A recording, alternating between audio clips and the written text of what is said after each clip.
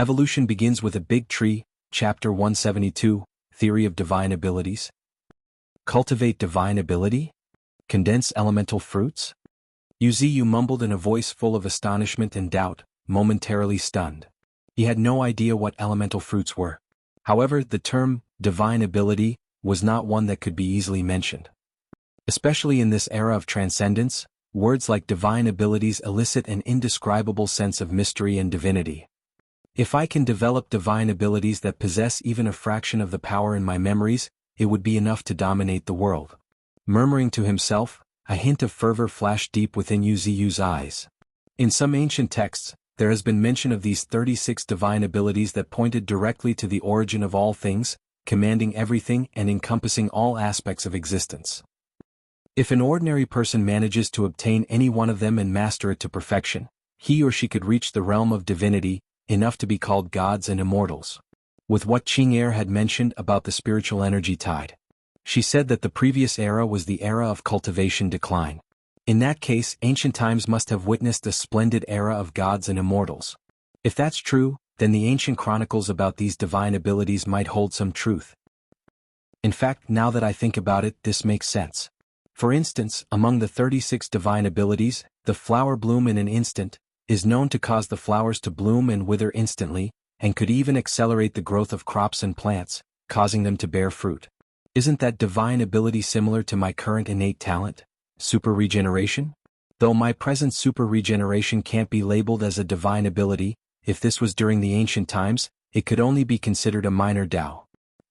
Wuxia heaved a long, deep breath and suppressed his excitement, before slightly squinting his eyes. Regardless of whether these divine abilities are what I think they are, the most important thing right now is to attain a divine ability. Only by attaining a divine ability could I free myself from my petrified state. Moreover, only by attaining a divine ability could I advance a step further, and even hope to reach the peak of Tier 2, and even aspire to become a Tier 3 transcendent. Thinking this, Wuxia's consciousness sank into his core, beginning to explore the elusive and mysterious divine ability. In the blink of an eye, 3 days had passed.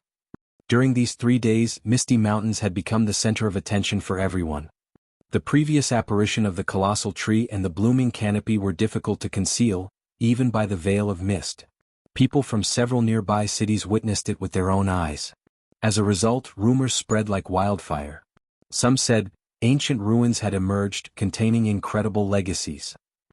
Some said, the spirit tree is achieving enlightenment. If one can find it, they can become a superhuman overnight. Of course, there were various other rumors, but the most that were gaining momentum were the appearance of ancient ruins and the enlightenment of a spirit tree. The theory of appearance of ancient relics was gaining momentum due to the recent popularity of the spiritual energy tide theory proposed by a certain professor. Many believed that in the past eras, there existed an era of gods and immortals. Regarding this theory, even the higher-ups tacitly accepted it. Because this theory gave countless humans hope. Gods and immortals. It was something ethereal and unreachable, yet it touched the hearts of most. Whether it was eternal life or invincible divine abilities, they were enough to fill countless people with hope. Compared to the pessimistic doomsday theories and great cataclysms, the theory of the spiritual energy tide was even more inspiring. As a result, most people have begun to believe in the existence of ancient ruins in this world.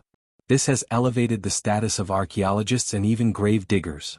More importantly, someone truly found something valuable in an ancient imperial tomb.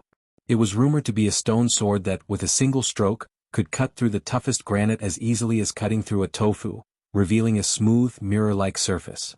This discovery further bolstered the credibility of the theory of spiritual energy tide. As for the spirit tree's enlightenment, more accurately, the advancement of a certain mutant plant, though the mutant plant had advanced, it was still a plant. And as a plant, it was presumed to be a treasure trove. As such, some people directly referred to it as the spirit tree. The implications were simple and straightforward. Meanwhile, on a hill not far from Misty Mountains. I'm wondering, it's been 3 days, why hasn't anyone come out yet? Looking up at the nearby Misty Mountains, a middle-aged man couldn't help but express his puzzlement. 3 days, it had been a full 3 days. At the very least, 1,000 to 2,000 people were gathered at the edge of the Misty Mountains. And this was only because the government had laid out a strict order, prohibiting non-superhumans from leaving the cities. Otherwise, tens of thousands or even hundreds of thousands would have surged here. Not surprising, because the apparition of the colossal tree and the blossoming vibrant canopy was too astonishing. It drew the attention of many humans.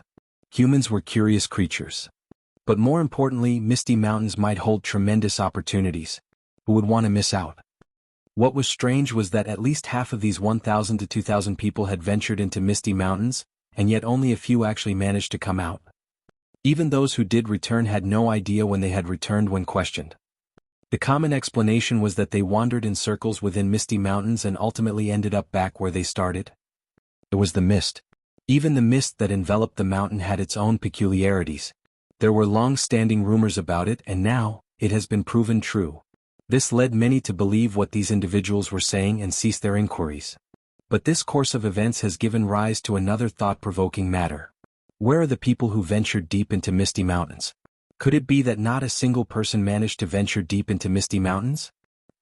At least 1,000 superhumans had gone in.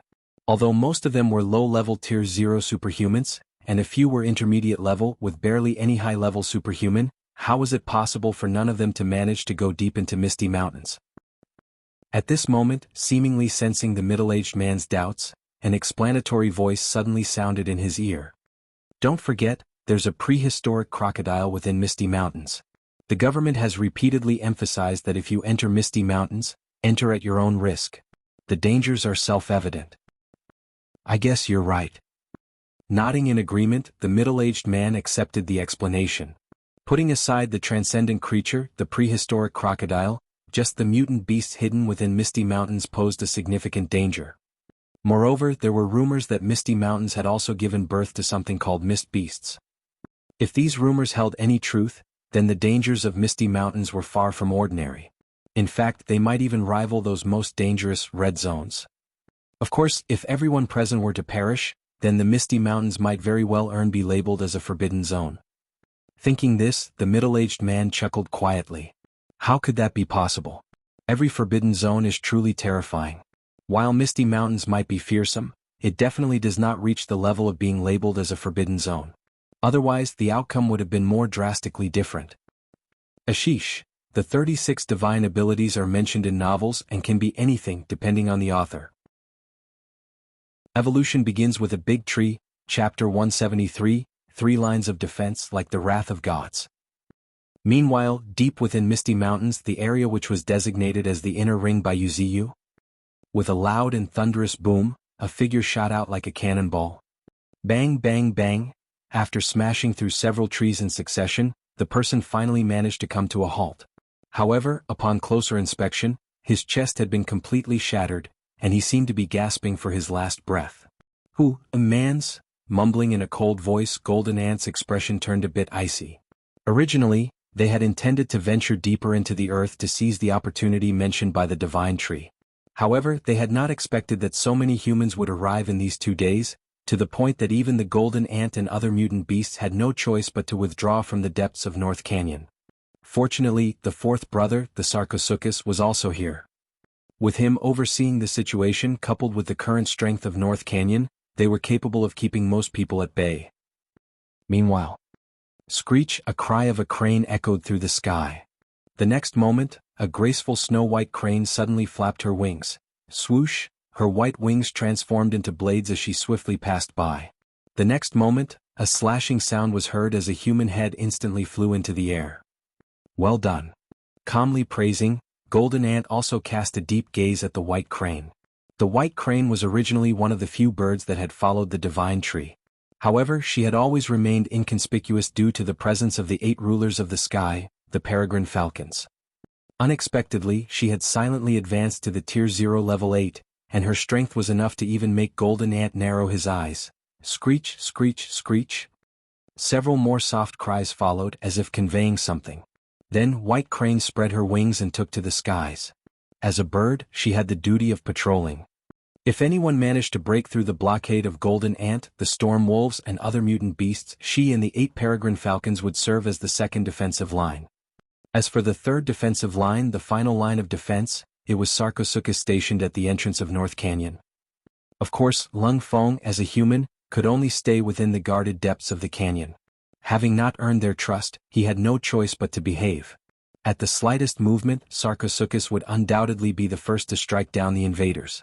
As for Thorns, she teamed up with White Tiger and were the first defensive line. To some extent, this was also a form of surveillance, and Thorns understood this. However, Thorns' face was now displaying a rare smile, looking very happy. With her dainty white feet raised, she was sitting on the White Tiger sideways. From time to time, she would gently lift her jade arm, swaying the blood-red vines in her hand, and then notify, "Quick, third brother, there's movement in that direction." As she spoke, White Tiger let out a long roar and transformed into a streak of white light, pouncing toward a certain spot. But the next moment, before his claws could reach the horrified human below, Schlick, a blood-red vine had already pierced through the human. Immediately after, White Tiger's pupils contracted as he witnessed the blood-red vine pulsating as if swallowing something. Before long, a withered corpse came into White Tiger's view. "It wasn't me, it was the vine, the vine." Seemingly aware of White Tiger's puzzled gaze, Thorns nonchalantly explained. Then, after a moment's thought, she added, "The blood-red vines need to grow, and blood is their favorite food." All right." After a brief silence, White Tiger continued on to the next location. However, White Tiger's gaze towards Thorns, his sixth sister, became somewhat unusual. Fourth brother had been worried about her betrayal for nothing. "This woman is even more ruthless than we had thought." While it was the blood-red vines consuming blood, who would believe that the blood-red vines would consume blood without her permission? Of course, White Tiger did not mind this. "It's just consuming blood," an elder sister had mentioned that even among humans, there are those who awaken the talent to devour blood and become stronger. Moreover, they could only consume human blood to become stronger. Compared to such humans, someone like Thorns, who could no longer be called a human, could not be labeled cruel and ferocious regardless of her actions. After all, weren't even humans merciless to their own kind? However, at this moment, what White Tiger and Thorns did not know was that not long after they had left the area, a person's face suddenly appeared on a giant tree. However, this person's face was filled with utter fear, as if he had seen something terrifying. "A woman is riding the White Tiger," the man muttered in a hoarse and broken voice as the giant tree slightly trembled. After a moment, a thin man with a pointed face and completely drenched in sweat emerged from the giant tree. His name was Li San, an intermediate-level superhuman with a special innate talent. Penetration. The body can pass through anything. This was quite a dangerous talent. Just a slight negligence could lead to the owner of this talent to split in two. After all, while passing through objects, if he lost control of his innate talent, his entire body would snap into pieces. Because of this, Li San rarely used his innate talent. However, it had to be said that Misty Mountains were truly hair-raising. If he did not possess this penetration special talent and could not merge with trees or the earth, he might have been devoured by the ferocious mutant beasts a long time ago. The mutant beasts of Misty Mountains were extremely terrifying. The strength of these mutant beasts far surpassed that of ordinary ones. But more importantly, he had just seen something unbelievable, a woman sitting on a mutant White Tiger. He was in total disbelief. At first he thought he was mistaken.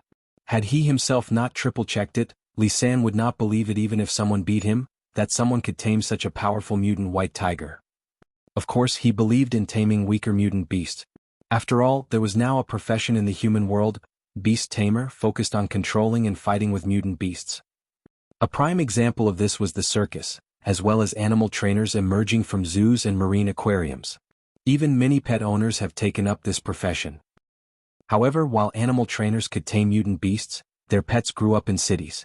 Not only do they lose their wild side, but they also lack the nourishment of the rich spiritual energy, which was only available deep in the forests and mountains, making them far from being powerful. Most of them remained in the low levels. An intermediate-level beast tamer was enough to attract the attention of a small city and even receive a personal audience with the mayor. And now what did he see? A woman was riding a high-level mutant White Tiger. A mutant White Tiger, the most violent and strongest among mutant beasts. Moreover, it was a high-level one. The sheer pressure alone made his legs go weak, reaching a level of inducing terror. Damn it! With countless thoughts racing through his mind, Li San's scalp could not help but tingle. Leaving aside where this duo came from, just witnessing them hunting humans earlier sent shivers down Li San's spine. It was a chill that rose from the soles of his feet and made his whole body tremble. Evolution begins with a big tree, Chapter 174, Silver-haired middle-aged man. However, right at this moment, a pleasant voice suddenly rang in his mind. Are you scared? It was like a girl whispering in his ears, extremely tempting, but it terrified him to the core. Gulp, swallowing hard, his body gradually stiffened. Then, as he slowly turned his head, Li San saw a very beautiful woman, propping up her chin, looking at him playfully. There was no denying that she was extremely beautiful. A delicate oval face with a smooth and shiny skin like porcelain. And now, her pair of clear and sparkling eyes, twinkling like the stars, were keenly appraising him with curiosity. However, looking at this woman, Li San's pupils shrank to the size of a pinhead. She is indeed beautiful, but... As if realizing something, Li San's gaze instinctively moved behind him. After a moment, in his horrified gaze, a white tiger as tall as a small hill lay beside him, coldly watching him. It's you, he exclaimed repeatedly, so frightened that he nearly fell as he kept retreating. But just then, with a swish, a blood-red vine shot out and wrapped around his neck, scraping his neck instantly. Now, can you tell me how you managed to evade my senses? While speaking, Thorn's face turned a bit darker. If not for her blood-red vine showing some unusual movement, she might have overlooked this human. It would have been fine to overlook one human, but something that should have never happened had happened. This human had seen her together with White Tiger. Although there was dense fog now, even in dense mist, the silhouette of a woman riding a white tiger was discernible. Moreover, looking at the current expression of this human, Thorns understood. He saw us, she said in her head as the blood-red vine around his neck slowly started to get tighter. Don't. I'll talk. Tightly clutching the thorny vine, the intense pain made tears blur Li San's vision. However, the desire for survival overpowered him, and he could not help but beg for mercy. After a moment, the blood-red vine slightly loosened, and Li San let out a long, deep breath of relief. My innate talent. After sorting out his thoughts, Li San promptly explained his innate talent. A special innate talent? Thorns slightly narrowed her eyes. She had gained a deeper understanding of certain innate talents that were considered strange. Indeed, one should never underestimate innate talents. A mere Tier 0 Level 5 could actually utilize his innate talent, penetration, and avoid our notice.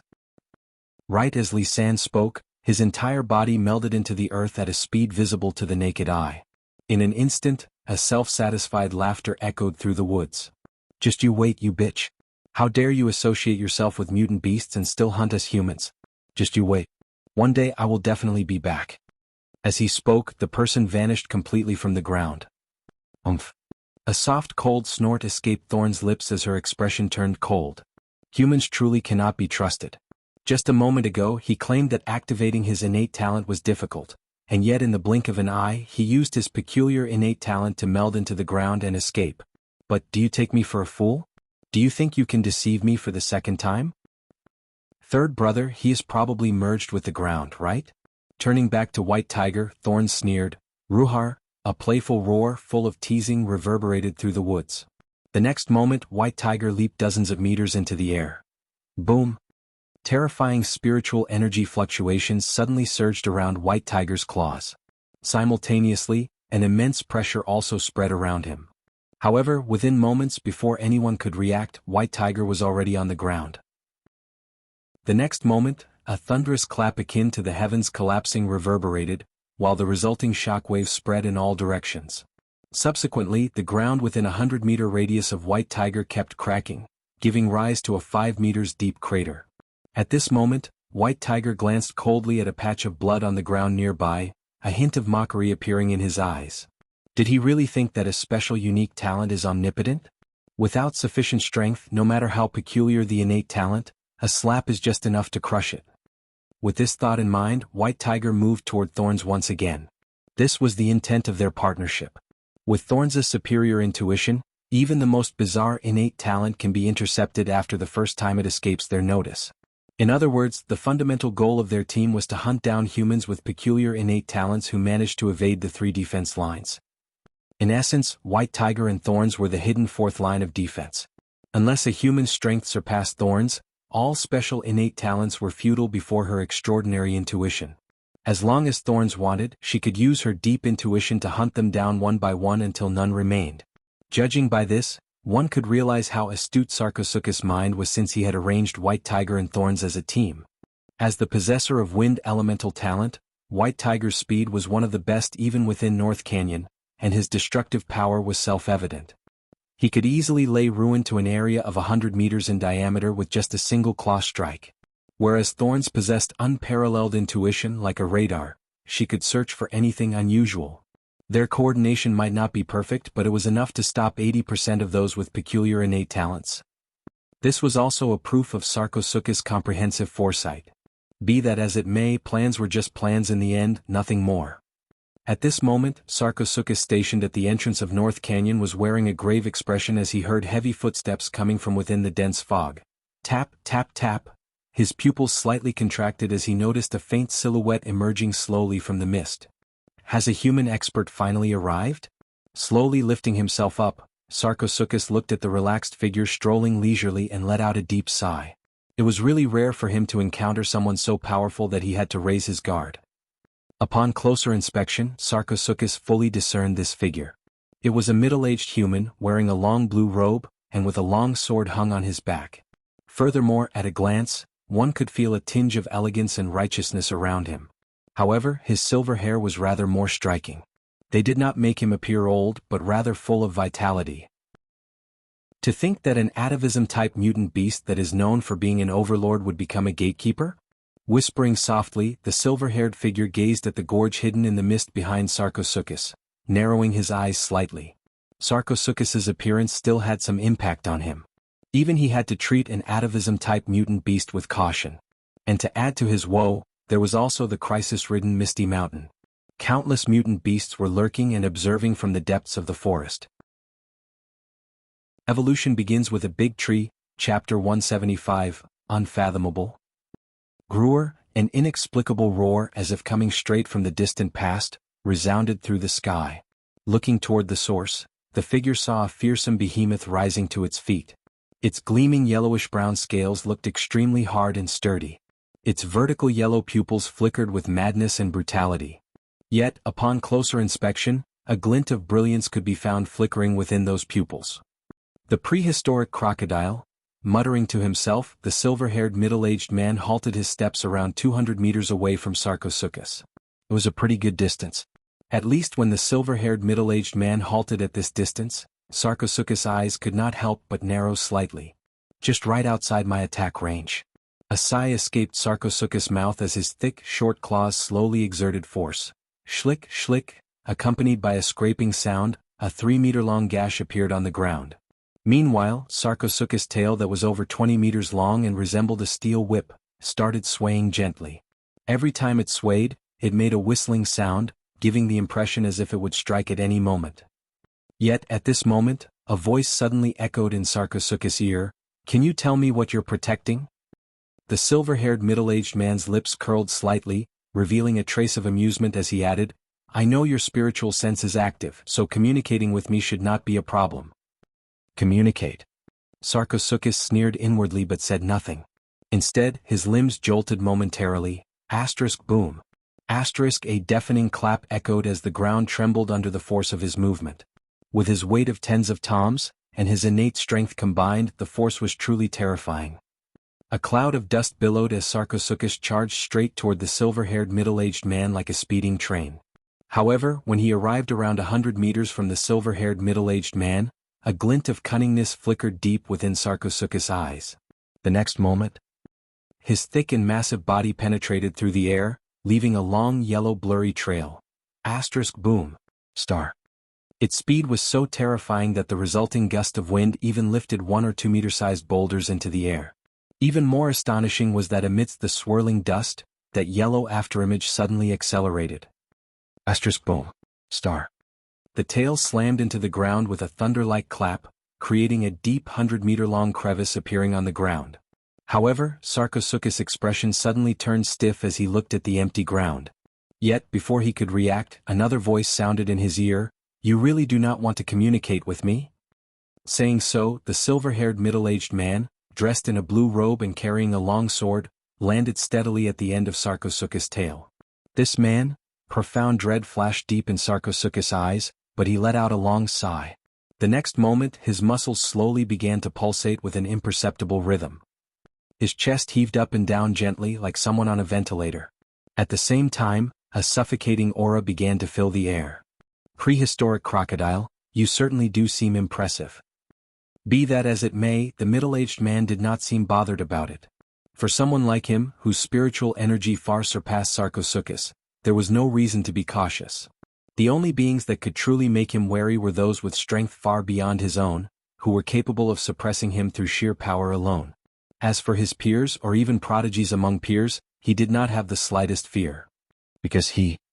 As if recalling something, a look of nostalgia crossed the silver-haired middle-aged man's face.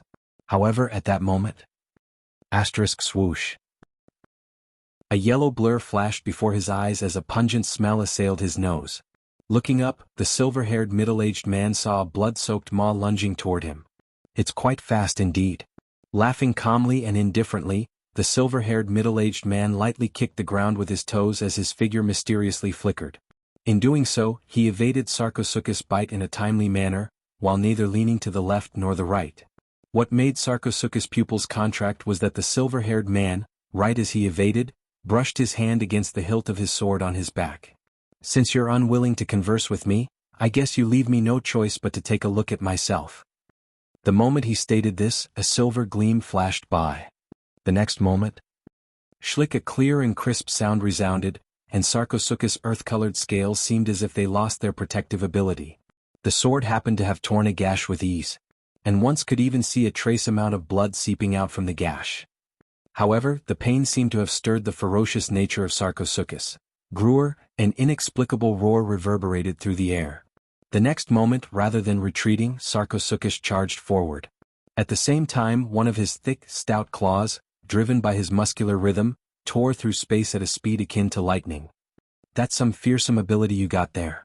Seemingly sensing something, the silver-haired middle-aged man squinted his eyes slightly, looking at Sarcosuchus' trembling body. Its unique abilities combined with the physical strength of a prehistoric crocodile has made it a meat grinder, capable of tearing apart any opponent. Unfortunately, there is still a certain gap between our spiritual energy levels. And that means, as if realizing something, the corner of the silver-haired man's mouth suddenly rose slightly. Subsequently, the long sword he was holding in one hand started to quiver abruptly. A sword hum resonated from the sword, but it was loud as a clap of thunder resounding through the sky. The next moment, much to Sarcosuchus' astonishment, the ordinary-looking sword radiated a 5-feet-long white sword aura. Well? A strong feeling of danger welled up within him as Sarcosuchus promptly retreated. Sarcosuchus' retreat was quite decisive. Of course, his ability to manipulate his muscle rhythms was equally terrifying, which granted him the ability to respond to any danger in the blink of an eye. Nonetheless, he was still too slow. Facing the silver-haired middle-aged man who was almost at arm's length, he ultimately lagged by a beat. Cut! The middle-aged man shouted lightly, but it reverberated like a clap of thunder. Immediately after, the silver-haired man already raised sword slashed toward Sarcosuchus. A crescent-shaped tens-of-meter-long white sword chi shot out from the sword, crossing over tens of meters, heading straight for Sarcosuchus.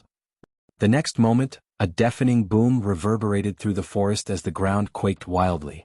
Looking up, a gigantic crocodile 40 to 50 meters in length, had carved a long trench on the ground, stretching for dozens of meters.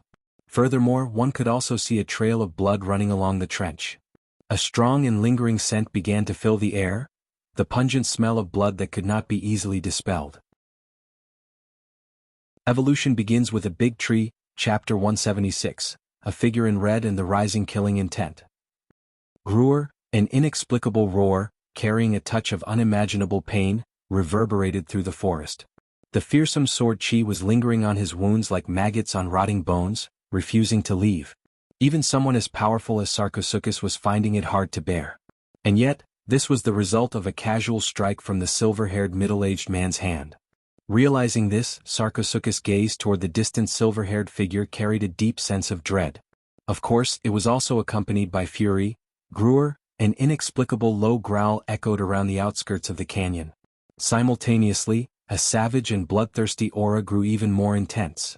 The next moment, Sarcosuchus, staring at the distant middle-aged man, suddenly roared toward the sky.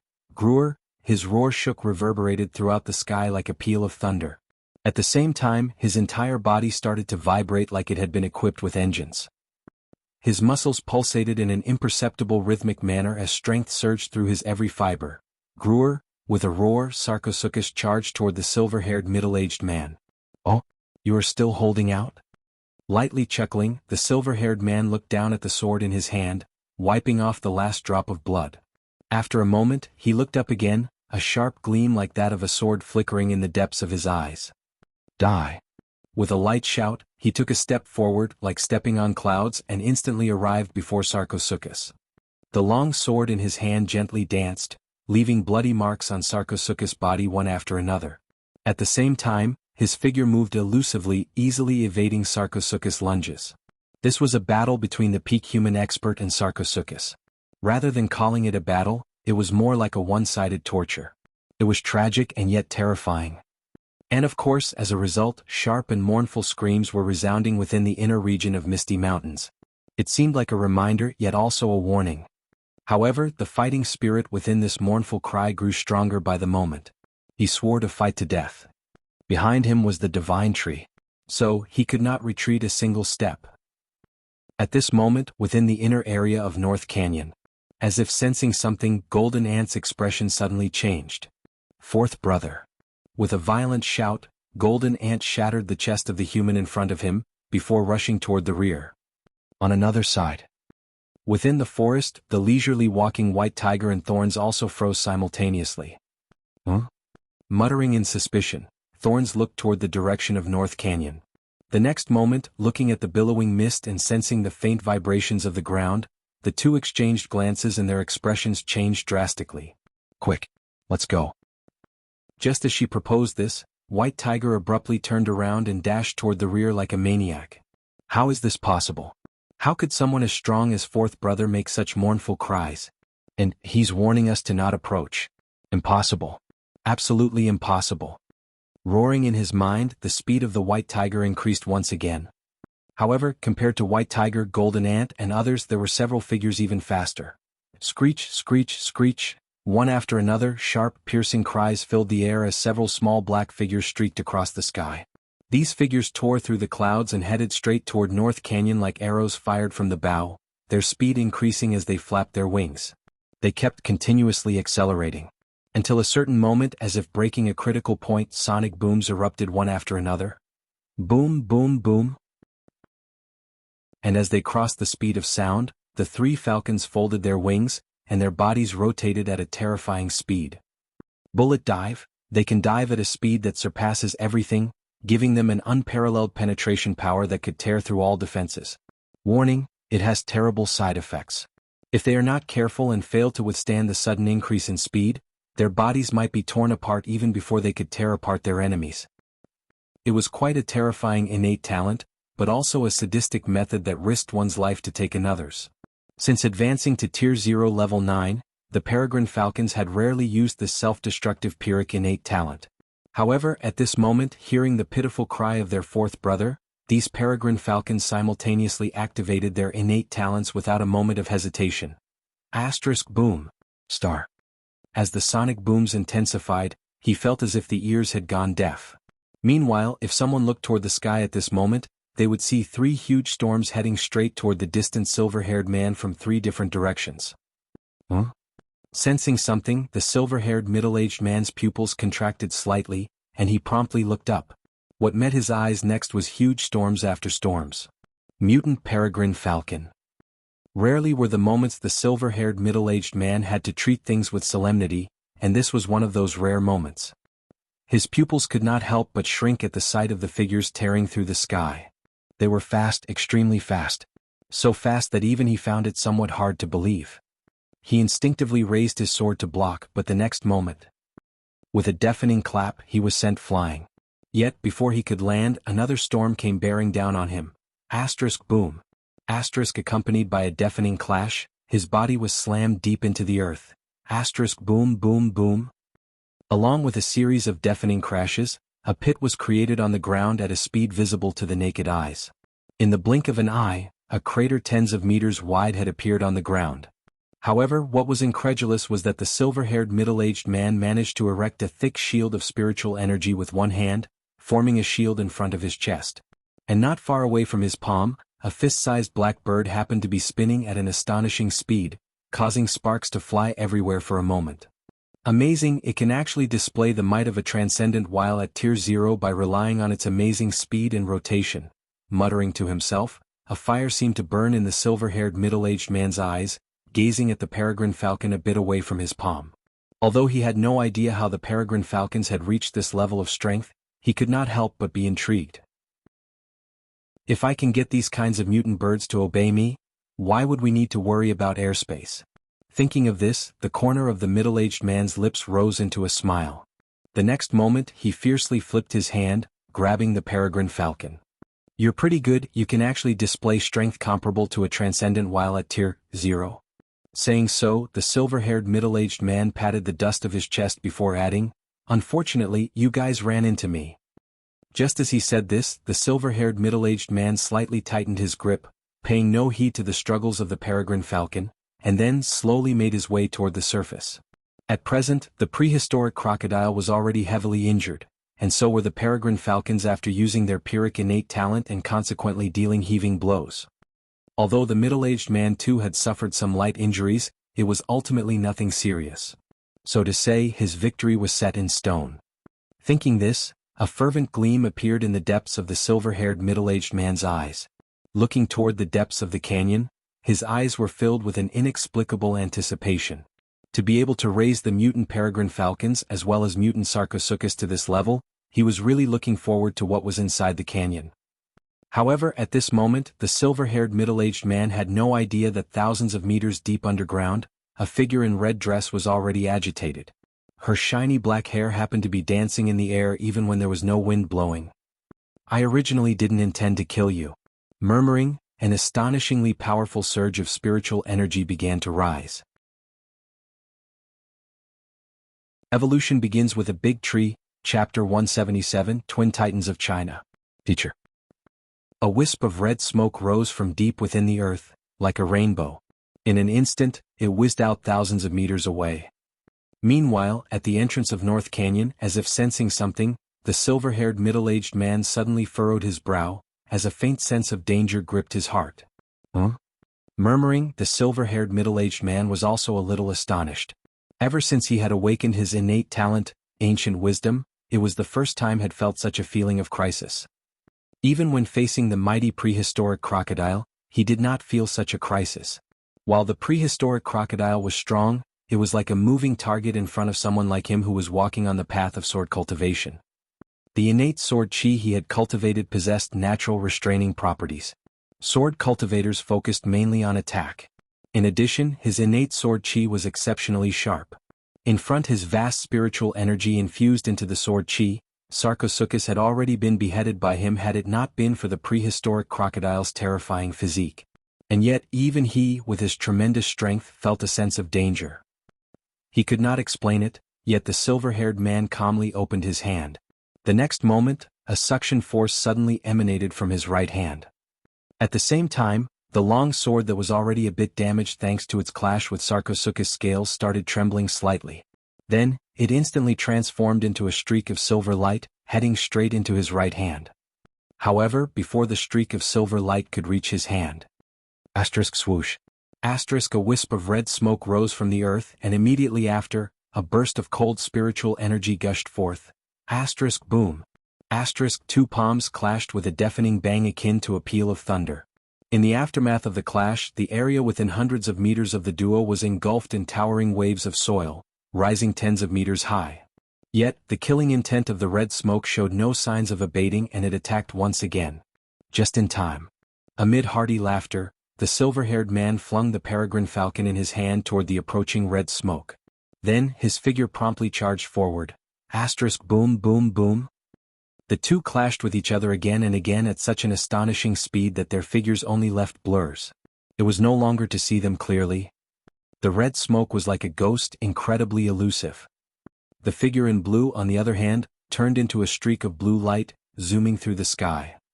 However, with each exchange of blows, the silver-haired man's furrow became deeper.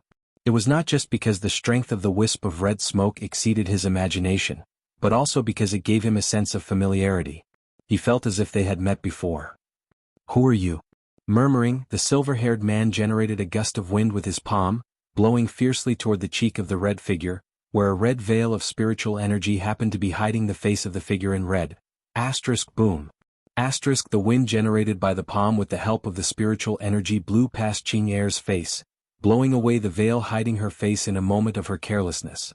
"You," as if witnessing something unbelievably shocking, the silver-haired man's expression changed drastically. Be that as it may, Qing Er did not have any reservations. Since she had already decided to kill him, there was no need for her to hide her intentions. She was hiding her face behind a veil, and had even revealed a familiar aura, all to exploit the moment when the silver-haired man's momentary loss in concentration. Bam. A powerful palm strike, bearing tens of thousands of spiritual energy, landed abruptly on the chest of the silver-haired middle-aged man. Spurt. Groaning in pain, the silver-haired middle-aged man's face turned palm as his figure was sent flying. Cough, cough. Several hundred meters away, the silver-haired man, now kneeling on one knee, covered his mouth and could not stop coughing. Looking closely at his palms, the blood on his palm was mixed with what seemed like pieces of internal organs. "Great. Just great." Laughing in misery, the severely injured silver-haired man slowly raised his gaze, and stared at the cold and beautiful girl in red dress not far away, a look of disbelief flashing across his face. "No wonder I found her aura a bit familiar? No wonder?" A smile of self-mockery tugged at the corner of his mouth as he coughed a few times. "Teacher, how was my palm strike?" While laughing in a cold and cheerless manner, Qing Er looked toward the nearby silver-haired man with a tinge of sarcasm on her lips. General Li was the Generalissimo of China. He was also known as one of the twin titans of China. Be it in terms of power of status, he had reached the pinnacle of China. However, few people knew that he was the commander of Eastern Theater Command of China, also known as the Superhuman Theater Command now. Anyone superhuman who had stepped into the Eastern Theater Command would have to address him as teacher. Qing Er's human body, Ling Er, who was known as the 10 Heroes of China, became General Li's 8th direct disciple after she entered the Eastern Theater Command. Thus, when Qing Er sensed the silver-haired man, she did not immediately make a move. Not because the silver-haired man was Ling Er's master. Regarding this, Qing Er just brushed it off with a smile. No matter how long the mask was worn, it was still a facade. She naturally had not developed a mentor-student sentiment toward the silver-haired man just because of a chance encounter. However, she hesitated a bit. This was not because she had developed some feelings, but because if she did not manage to finish the silver-haired man at the first opportunity, and he managed to escape, that would cause significant trouble. At the very least, Yu's plan to have her spy on the humans would go down the drain. Others might not notice anything, but after encountering her, how could superhumans who had met Ling Er not make the connection between Ling Er and Qing Er? It was not just their appearances that were similar, even their auras were about 80 to 90% similar. However, that was not the focal point. The real point was that this guy, as one of the twin titans of China, wielded astonishing power and authority. If he were to escape, then her master's fear might come true. The silver-haired man would have no qualms in dropping a nuclear bomb here. And then, things would not be as simple as the injured Sarcosuchus. So, considering the big picture, Qing Er did not strike immediately. However, things were different now. The victory and defeat was already decided. While her palm strike might not be able to finish the silver-haired middle-aged man, it had severely wounded him. And now, if one were to look around, they would definitely notice that mutant beasts had already surrounded this place, forming concentric circles one after another. "He can't escape." Muttering in her heart, Qing Er raised her right hand. Boom. Star. An eerie and terrifying spiritual energy began to swirl continuously, forming a storm visible to the naked eye. Primordial essence, a mysterious battle technique. This was the initiation gift that the silver-haired middle-aged man bestowed upon Ling Er. Using this move to send him off was a repayment for his previous teachings. "Are you Ling Er, or?" Calmly looking, the silver-haired man remained composed, though his ghastly pale complexion revealed the extent of his injuries. "Whether I'm Qing Er or Ling Er, there is no denying that you're going to die right here and right now." Qing Er calmly stepped forward, maintaining a stoic face. Meanwhile, the storm of spiritual energy in her hand became even more terrifying. Even the mist covering the sky started billowing as if the weather itself was changing. The silver-haired man slowly rose to his feet. He did not flinch one bit at the sight of this dreadful scene.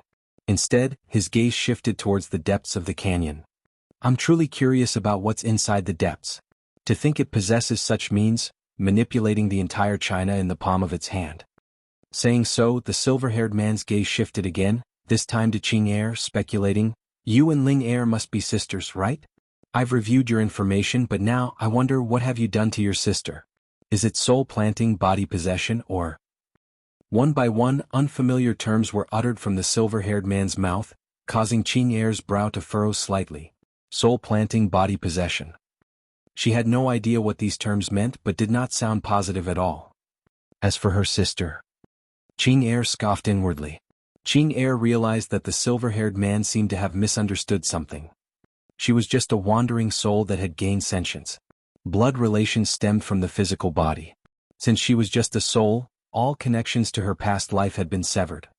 In fact, it could even be said that aside from her appearance resembling a human's, she was an entirely new life form. Like her master, she had no family, no friends. She was an anomaly in the world. Evolution begins with a big tree, Chapter 178, Thunderous Attack. Awakening of the Divine Tree. Seeing the impatience on Qing Er's face, the silver-haired middle-aged man shook his head helplessly. So eager to finish me off, huh? Scoffing in his heart, the silver-haired middle-aged man raised his gaze and scanned the area, focusing on the hideous mutant beast that seemed ready to tear him apart. Do you really think that everything has already been settled?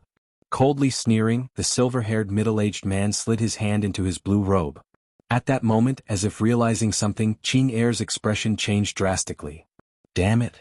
Cursing, she turned into a wisp of red smoke flitted across 100 meters.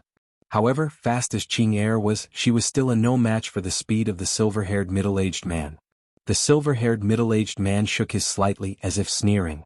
Then he opened his mouth, and then threw the faintly glowing pill he had taken out of his blue robe into his mouth. The next moment, asterisk boom. Asterisk accompanied by a terrifying boom, the previously languid aura of the silver-haired middle-aged man started surging, ascending at a rate visible to the naked eye. In an instant it was even stronger than before. You're quite impressive. You've made me waste one of the 3 Tier 2 rejuvenation pills that our government managed to finally refine after a tremendous amount of effort and resources. You truly are remarkable. The silver-haired middle-aged man coldly laughed, his robes dancing in the air even in the absence of the wind due to the spiritual energy surging from him. At the same time, an overwhelming sword intent suddenly skyrocketed from him. Well? Looking at the silver-haired middle-aged man with a smug expression, an incredulous look flashed across Qing Er's face. Rejuvenation pills? Are you kidding me? How could there be legendary pills? Although rejuvenation pills followed along with the spiritual energy tide theory, and there were speculations that they might have been artifacts from the previous era of gods and immortals. Still, they were nothing but speculations. After all, while Qing Er believed in the theory of spiritual energy tide, it did not mean that treasures from the previous era of gods and immortals would be passed down. Not to mention, after countless millennia in the era of cultivation decline, when there was no spiritual energy, it was impossible for those artifacts to remain intact. In the era of gods and immortals, spiritual energy was everything. Without spiritual energy, even individuals with divine abilities would turn mortal, let alone artifacts. Now, seemingly noticing Qing Er's astonishment, the silver-haired middle-aged man's face revealed a satisfied expression. It seems you're not always expressionless, huh? Having said that, the silver-haired middle-aged man looked up at the sky as if sighing before declaring in a triumphant tone, "At the end of an era, all things return to chaos. I, however, am the chosen one, the son of this era. It is fitting that I will prove my extraordinary powers in this world." As his words fell, the silver-haired middle-aged man's sword intent surged to the sky, even dispersing the mist around him. Faintly, one could see that the sword intent surging from the silver-haired middle-aged man became increasingly sharp and penetrating. Sword cultivation was about cultivating one's sword heart. Now that his sword heart was sharp and penetrating, his sword intent was naturally penetrating as well. Just as the silver-haired middle-aged man was feeling triumphant, a cold laughter suddenly sounded in his ear. "A chosen one, huh? The son of this era, huh? I wonder if I can seize your fortune by killing you then. The silver-haired middle-aged man's expression suddenly stiffened as he froze. How is this possible? This oppressive feeling? He could not believe it, but he slowly raised his gaze. In moments, within his astonished eyes, the clouds cleared away and the mist dispersed. The world regained its clarity. However, much to the silver-haired man's surprise, a towering crystalline willow tree happened to be occupying the clear blue sky. Its trunk was 100 meters tall and so wide that several dozen people would be needed to hug it. Hundreds, even thousands of willows were hanging down like a curtain of waterfalls. It was a breathtaking sight, extremely beautiful. But at this moment, swoosh, like receding water, the crystalline canopy of this towering crystal tree gradually started regaining its natural hue from top to bottom. Little by little, bit by bit, it was regaining its original emerald green color. Simultaneously, a beautiful crystalline flower slowly bloomed on the crown of this towering willow tree. This crystalline flower was extremely beautiful. Its beauty was suffocating. For a moment, everyone, even the silver-haired middle-aged man, was captivated by it. It was as if only it existed in the world. And right then, swoosh, swoosh, swoosh, a series of consecutive swishing sounds resonated through the air, and before the silver-haired middle-aged man could react, asterisk bang bang bang, 7 emerald green branches pierced through the silver-haired man in unison, piercing through his brow, throat, heart, and his 4 limbs. From afar, the 7 emerald green branches were all shining brightly, but they were radiating a fearsome spiritual energy that completely sealed everything. You, as if in disbelief, the silver-haired middle-aged man's eyes widened. I apologize, I heard you proclaim yourself as the chosen one, the son of this era. So, in order to ensure my safety and for my own future considerations, I attacked you without any reservations, Wuxia calmly explained, his tone remaining extremely placid. It was as if he was speaking to the dead. In an instant, an extremely terrifying amount of spiritual energy surged, so concentrated that it became visible to the naked eye, spreading along the branches toward the silver-haired man. Asterisk boom. Star. With a deafening boom, the 7 willow branches swelled, transforming into thousands upon thousands of branches. In an instant, they devoured the silver-haired middle-aged man entirely, leaving not even a trace. Mumbling in astonishment, Qing Er and other mutant beasts stared dumbfoundedly at Wuxia, who had suddenly unleashed a thunderous attack. Is this the same divine tree we're familiar with? Didn't the divine tree dislike being contaminated by human remains? Didn't the divine tree find it repulsive? But now. However, before Qing Er could say anything else, nor the rest could voice out anything, a solemn voice resounded in the air. Qing Er, you are a soul. Can you check if there are any remnants of this guy's soul? Slightly taken aback, Qing Er abruptly nodded. Then she pointed her finger toward her own forehead. In an instant, an inexplicable energy began to permeate the air. After confirming the result, Qing Er truthfully reported, "Master, there is nothing." She continued with some assurance, "And thanks to the spiritual energy you just unleashed, even if there were remnants of his soul, the surge of spiritual energy would have obliterated them completely." "Is that so?" Muttering, Wuxia could not help but breathe a sigh of relief. Using his current strength of Tier 3, he ambushed the man while his attention was momentarily preoccupied with something else, and even used the 7 branches to lock his vital points and seal his spiritual energy. So, how could he still manage to escape under such circumstances? Wuxia too also gave up in light of this.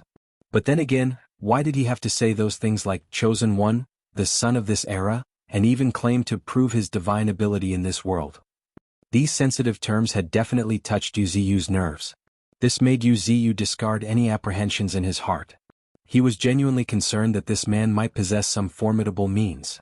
Naturally, no matter how powerful those means were, they would be useless if he was not able to display them.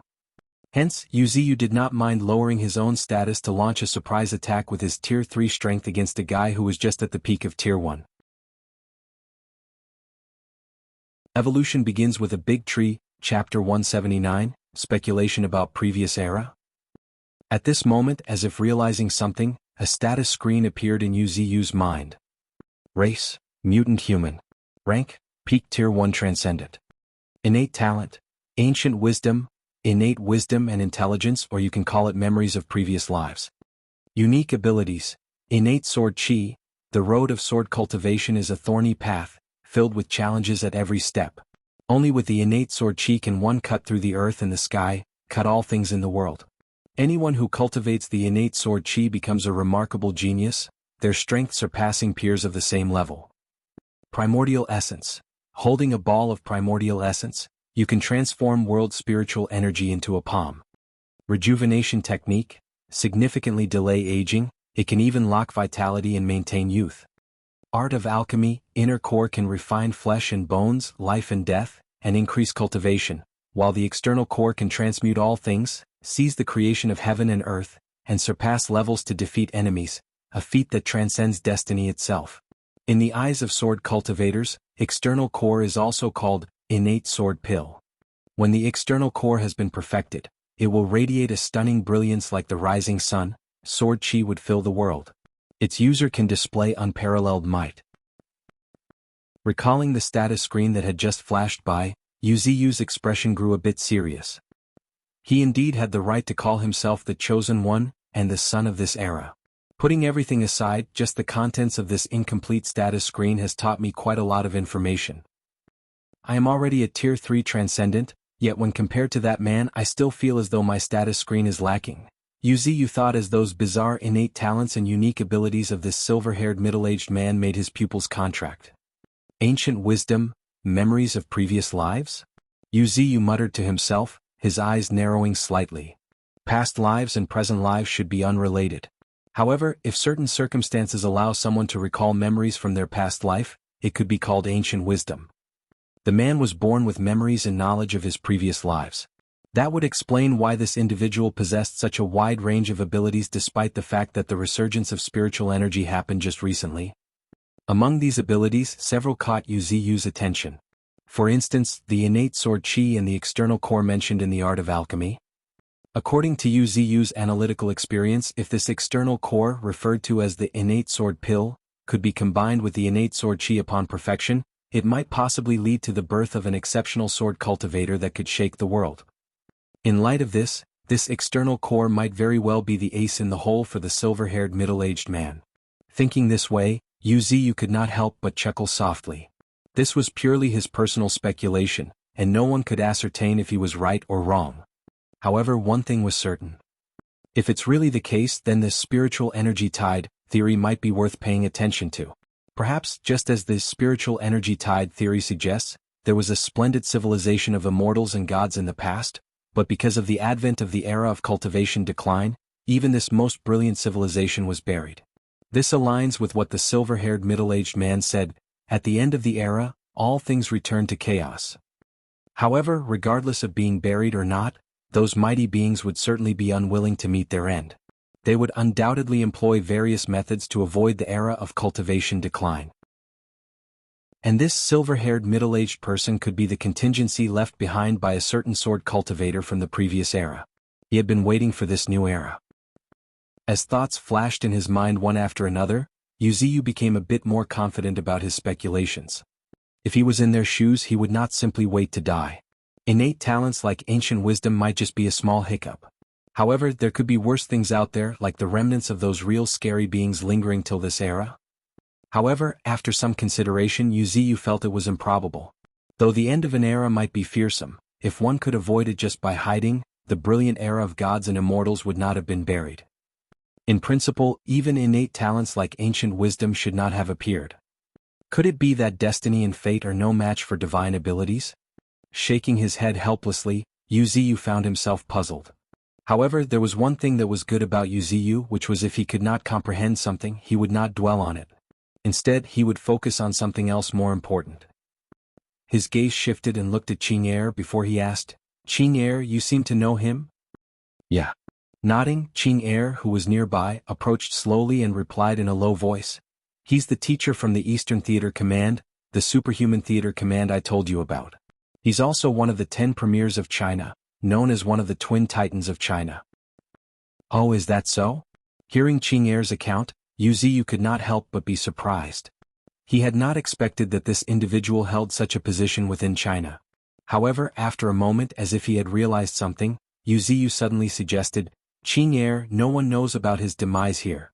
You should return to Eastern Theater Command as soon as possible. Master, why? Qing Air was a little puzzled. This guy has too many secrets. I believe he has left behind some contingency plans or other things in certain places. Seize this opportunity to investigate. Moreover, as you mentioned earlier, you are one of his 8 direct disciples. I need you to temporarily stabilize things in China using Ling Air's identity. Speaking patiently, Yu Ziyu's eyes flickered with determination. Setting aside everything else, the secrets this man harbored were worth investigating. Moreover, what was more important was that the second wave of the spiritual energy tide was about to arrive. If Qing Air managed to stabilize things within China during this period, when the tide arrives, China would have its hands full. At that point, not to mention provoking Misty Mountains, they might not even be able to ensure their own safety. Others might not know, but how could Yu Ziyu not be aware? The day the second wave of the spiritual energy tide arrives would be the world's most splendid moment. Of course, humanity would also usher its darkest era. Entities would sprung up, who would strongly convey to them that so-called nuclear weapons were not invincible. Similar to the current Yu Ziyu. If he were to use his divine abilities, he would not fear those nuclear weapons. Thinking this way, a faint smile tugged at the corners of Yu Ziyu's lips.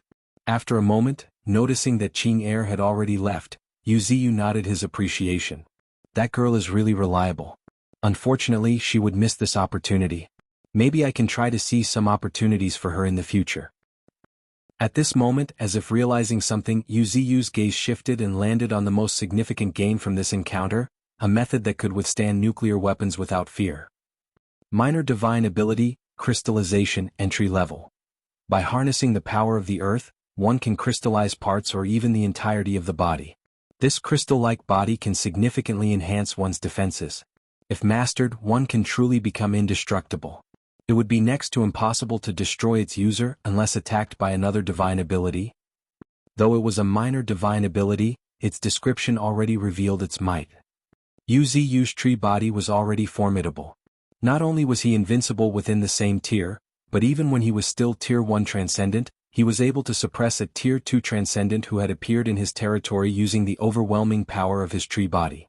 If such a fearsome body were to enhance its defense even further, its terror could be easily imagined.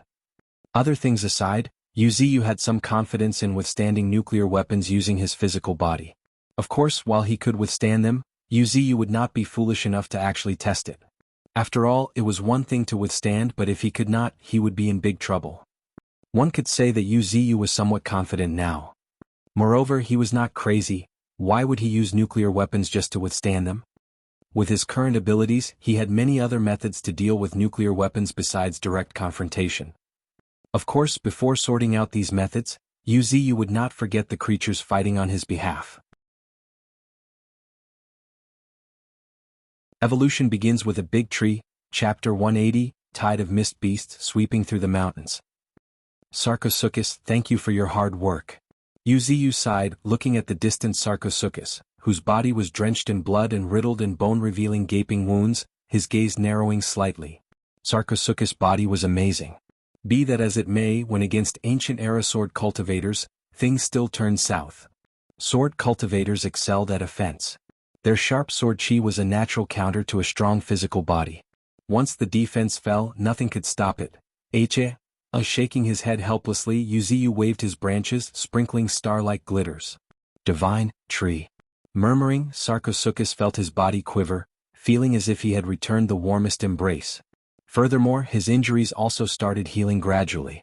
What pleased him even more was that the sword chi lingering around his wound that had been troubling him was also gradually dissipating. Thankfully, your physique is robust.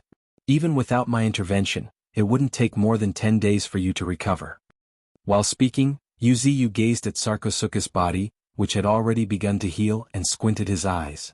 In terms of physique alone, Sarcosuchus was indeed pretty strong. Had he not been up against a sword cultivator, he would not have been forced into such dire straits. After all, Sarcosuchus relied solely on himself. On the other hand, the sword cultivator relied on offensive methods inherited from ancient times. There was no comparison between the two. Being able to hold on until now was already quite an achievement. At this moment, as if realizing something, Sarcosuchus suddenly asked, Master, apart from that sword cultivator, there's been a large-scale influx of other humans into Misty Mountains trying to hunt for treasure. Should we? Before he could finish, a cold voice resounded in the air, kill them. While he had spoken in a calm and gentle manner, his voice reverberated like a peal of thunder. His terrifying killing intent made the mutant beast to shiver.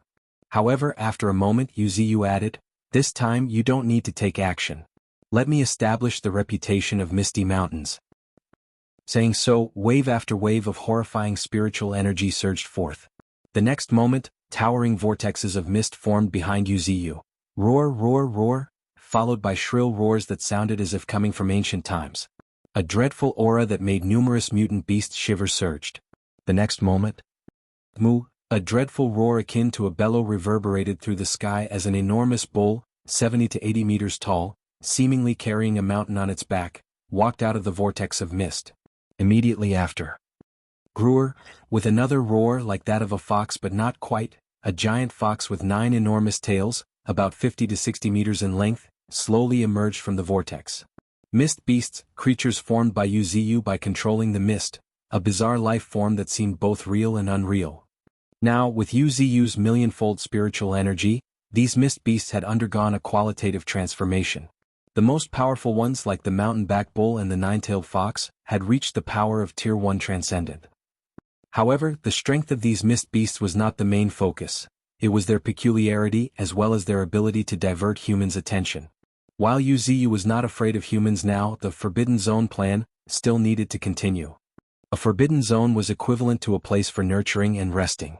It was sufficient to deter most people's prying eyes.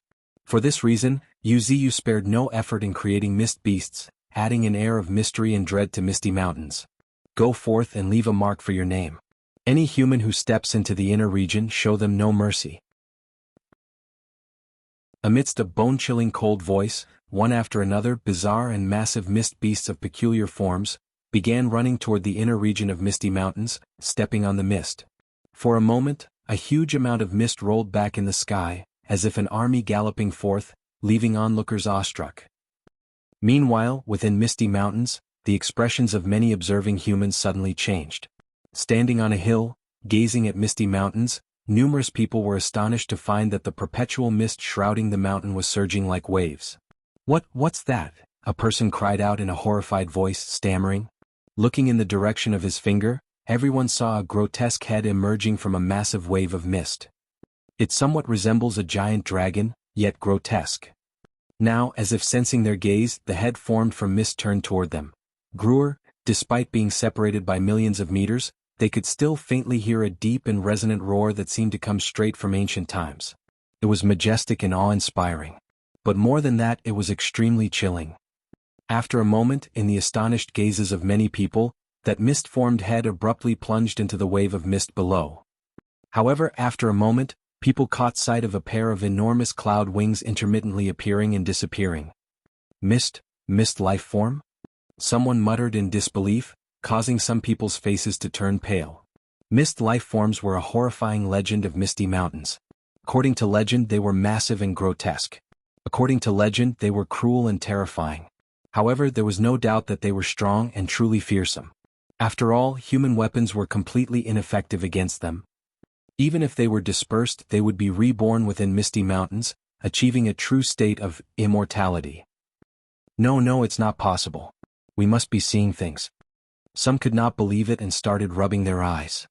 Yet just then, with a tremendous boom, a certain area within the inner region of Misty Mountains suddenly trembled. Immediately after, a gust of wind appeared out of nowhere, sweeping in all directions. Boom. The howling wind blew through the mist and reached the humans, leaving him somewhat bewildered. Someone raised his hand and saw mist flowing between his fingers. Raising his gaze, looking toward the inner region of Misty Mountains, he apparently saw a monstrous mist beast roaring at the sky, and the aftermath of that roar was causing wind to blow in all directions. Meanwhile, within a certain area of Misty Mountains' inner region, a crater dozens of meters deep and 100 meters wide had appeared. If one looked toward the sky, they would surprisingly witness a giant fox with 9 towering tails closing its mouth slowly.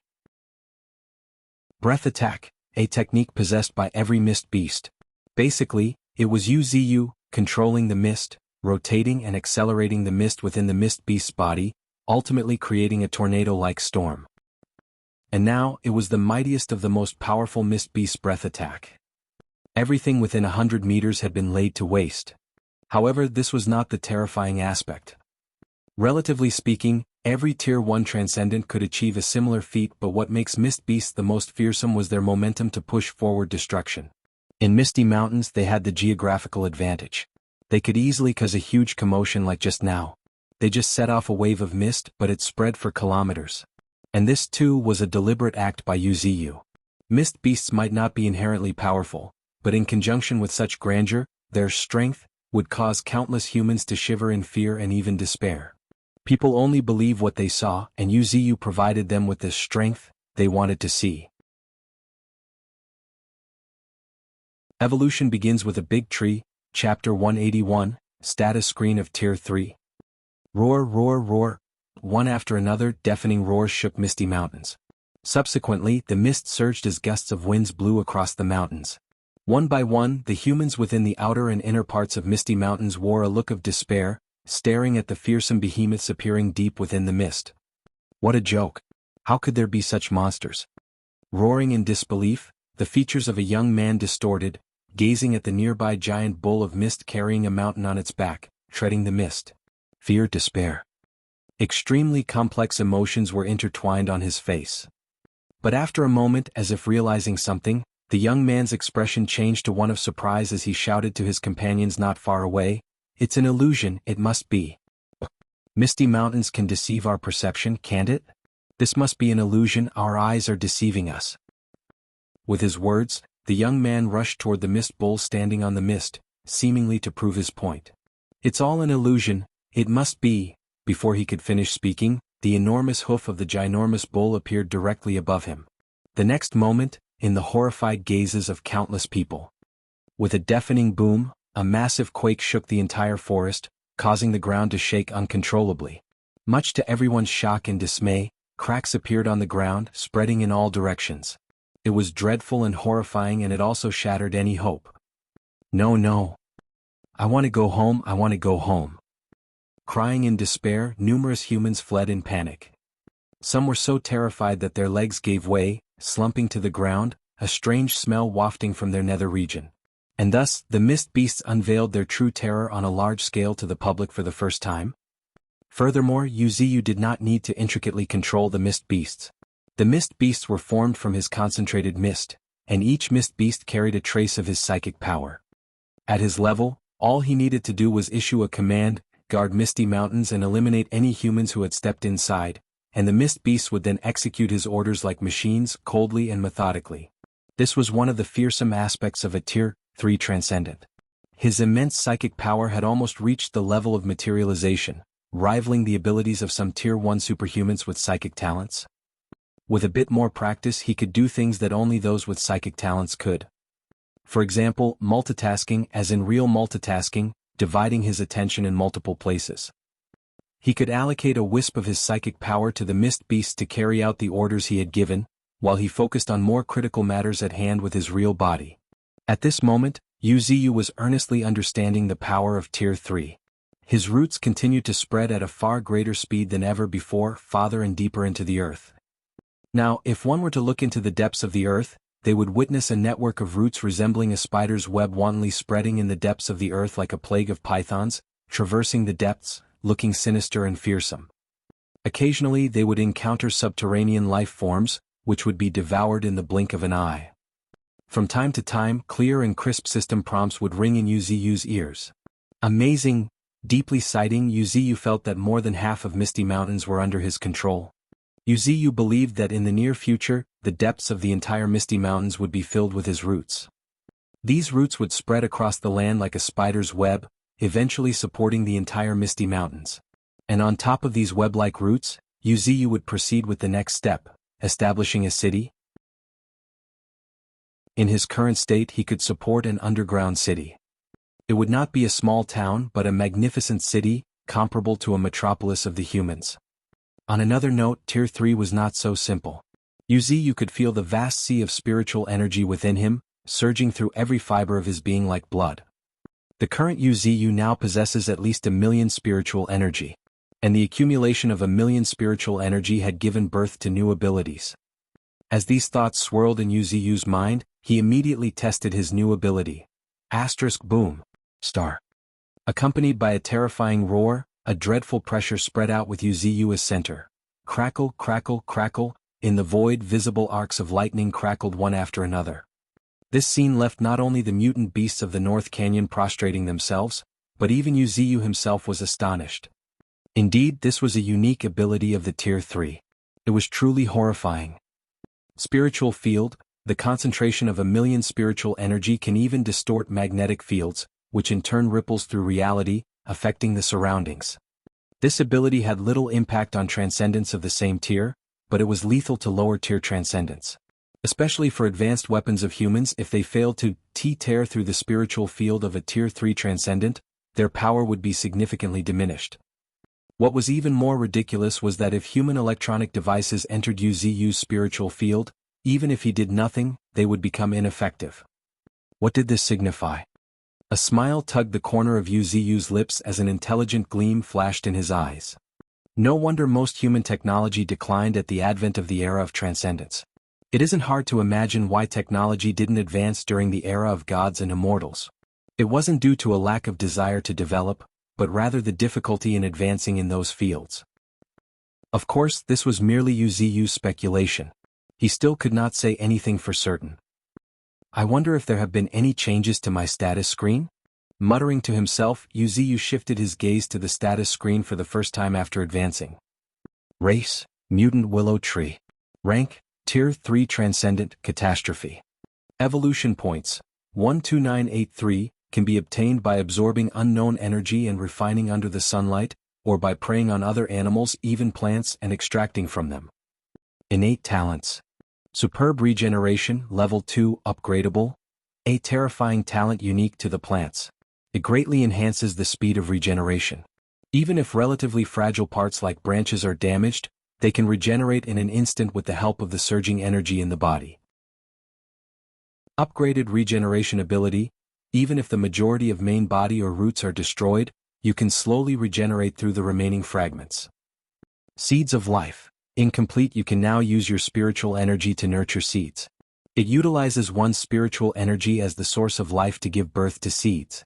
These seeds can grow into trees at such astonishing speed that a small forest can be created within moments. Abilities, mutated branches, level 3. While they can be easily manipulated at will, these terrifying branches can also secrete a toxin that can paralyze and even render their prey unconscious. Moreover, they can split and grow, undergo a quantitative transformation, growing from 1 to 10, 10 to 100, and so on. Mutant roots, level 3. Each root is as dreadful as a flood dragon. They can absorb plants and animals as nutrients. What's even more terrifying is that upon contact with plants and animals, these roots can also extract spiritual energy, which further strengthens their ability to strangle their prey. Spiritual field. The concentration of 1,000,000 spiritual energy can even distort magnetic fields, which in turn ripples through reality, affecting the surroundings. Mastery of mist, level 3. You can control the mist at your will. While the mist serves as the eyes, it can also transform into anything you want. Hallucinogen, level 2.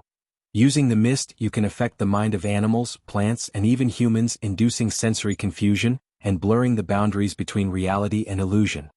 Mastery of the earth element, level 2. You can manipulate the earth element, turn the ground into waves, submerging everything. You can also alter geology, burying the main body into the ground.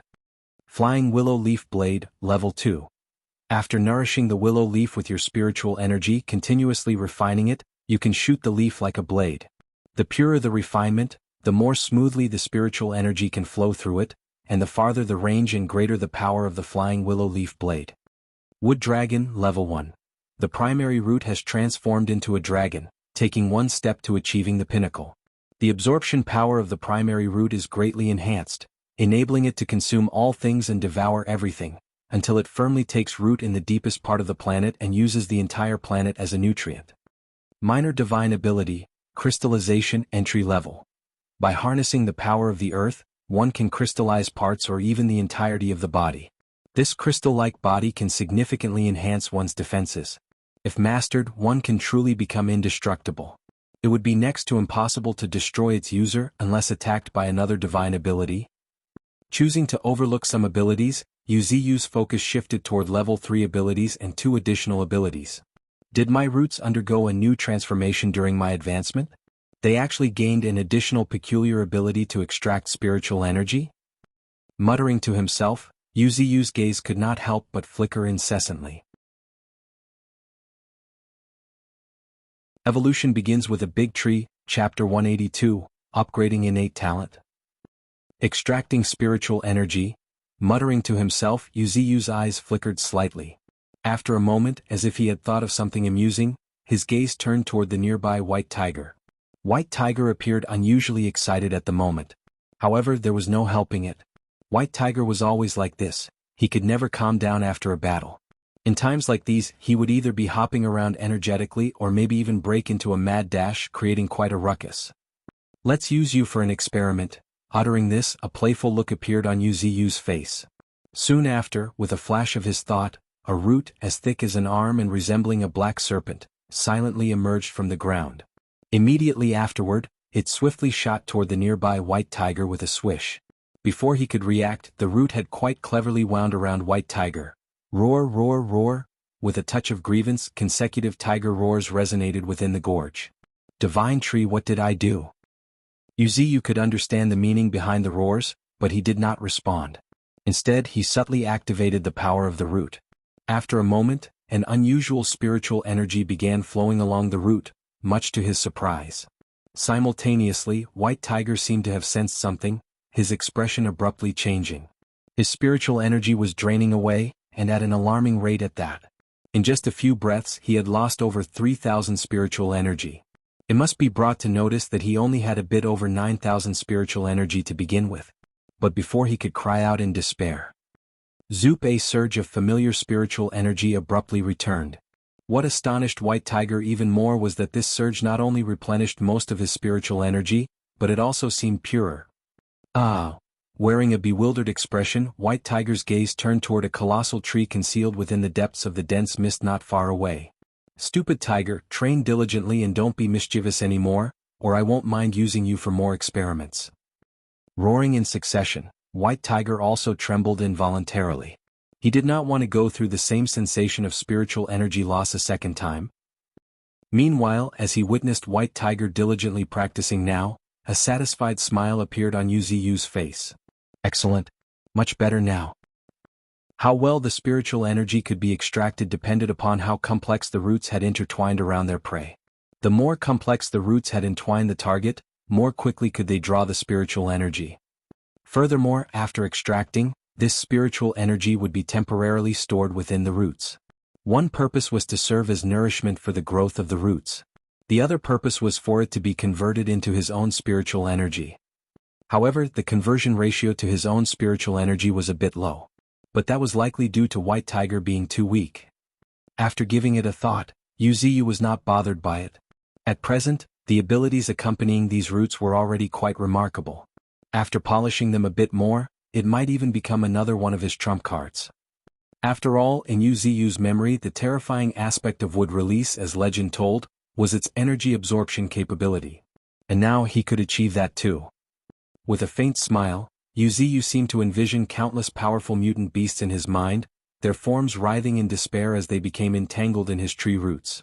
The larger the size, the greater the despair when they face me. Whispering softly, Yuziyu was now looking forward to encountering those powerful sea creatures in the depths of the ocean. After all, when it came to size, who could match the enormity of the mutant sea creatures? After exploring the abilities gained by the mutated roots, especially the spiritual energy extraction, Yuziyu's focus shifted back to his innate talents. Innate talents grew stronger as one's own strength increased. They were the abilities that every transcendent relied upon the most. And due to the system's influence, after his advancement, he could choose a specific direction in which to advance his innate talents. Furthermore, he now had 2 innate talents. One was super regeneration, and the other was the seed of life, which he had taken from the blood-red vine. However, the blood-red vine was too weak, preventing him from fully extracting its essence, leaving it incomplete even now. And what did incomplete imply? Seeing the upgradable label beside the innate talent, super regeneration on the status screen, and noticing that the seed of life remained unchanged, realization dawned upon Wuxia. As expected, I'll have to plunder the essence of the blood-red vine once more. Sighing, Wuxia made up his mind. If all went as planned, when Thorns had become a transcendent, he could plunder once again. At that time, Wuxia would be able to get his hand on a complete and fearsome innate talent. Thinking this, he gazed toward the heart of the canyon, where a silhouette happened to be swinging on a swing in the middle of a forest, his gaze becoming a little hotter. Grow quickly. Sensing the aura of Thorns at the peak of Tier 0, Wuxia smiled and nodded in satisfaction. This girl is improving quite swiftly. By the looks of it, it's about time for the second round of plunder. Shaking his head, Wuxia redirected his attention. Currently, what was more crucial than completing the innate talent, seed of life, was advancing super regeneration. System, I want to advance my innate talent, super regeneration. As soon as Wuxia's words fell, a cold synthesized electronic voice sounded in his ear. Ding, please choose the direction of innate talent development. 1. Upgrade regeneration speed, regenerate damaged parts at a faster rate. 2. Reduce regeneration consumption. Greatly increases the number of times you can regenerate. Love. Upgrade regeneration ability. But before the system could finish, Wuxia interjected, upgrade regeneration ability. He had already undergone a refinement of his regenerative ability when he became a Tier 2 Transcendent. Due to that enhancement, even if his body was mostly destroyed, he could slowly regenerate using the remaining parts. As for how slow that regeneration was, Wuxia had no idea, nor did he want to know. Perhaps it would need several months or maybe even a few years. It might even need 100 years or more for all he knew. However, no matter how long it takes, this ability would truly be a lifesaver. For this reason, Wuxia did not hesitate to choose to upgrade it. And now Wuxia chose the same. He was not lacking in other means. Even in terms of offensive capabilities, he was more than sufficient. What he truly lacks are life-saving methods. If his innate talent could undergo a qualitative change and become his trump card for survival, then Wuxia would have no worries. At this moment, as Wuxia's words fell, an inexplicable fluctuation suddenly emanated from his body. The next moment, a green glow surged from within Wuxia's robust trunk. Countless specks of emerald lights, resembling fireflies, started gathering on Wuxia's trunk. As they gathered, Wuxia's trunk became increasingly radiant. Faintly, the specks of emerald light intertwined into something like a heart. Even more astonishingly, the spirit flowers cultivated by Qing air near Wuxia started growing at a visible speed. They had grown by several years in just a few breaths. Some of the spirit flowers even started emanating an enticing fragrance, causing the mutant beasts in North Canyon to rise one after another, their eyes burning with greed. Ashish would release, as legend told, was its energy absorption capability. No legend, just plain manga Naruto. Evolution begins with a big tree, Chapter 183, Heaven and Earth Treasure, the Tree Heart. Tree Heart. Whispering softly, Wuxia turned his gaze at his trunk, where the emerald green light that looked like a heart was radiating. His eyes could not help but twinkle. Somehow, Wuxia vaguely knew about the function of this emerald heart. It was a type of treasure formed from excessively concentrated life force of his innate talent, super regeneration. A crystallization that occurred after his innate talent, super regeneration, had truly advanced to level 3. For other creatures, anything that could bring a dead back to life, grow flesh from nothing but bones was a genuine heaven and earth treasure. Even fellow peers of the same tier would greedily desire it and even fight to get their hands on it. But for Wuxia himself, it was a life-saving treasure. With this tree heart, Wuxia's vitality would flow endlessly until the tree heart had completely withered. However, even if the tree heart was completely withered, it would slowly recover after some time. Still, this was not the important point. The point was that if Wuxia's physical body was completely destroyed, he could be reborn in a short time using this tree heart. In other words, it was his second life. Thinking this, fervor filled Wuxia's gaze as he looked at the tree heart. He had not expected that after his innate talent advanced to level 3, it would become so powerful.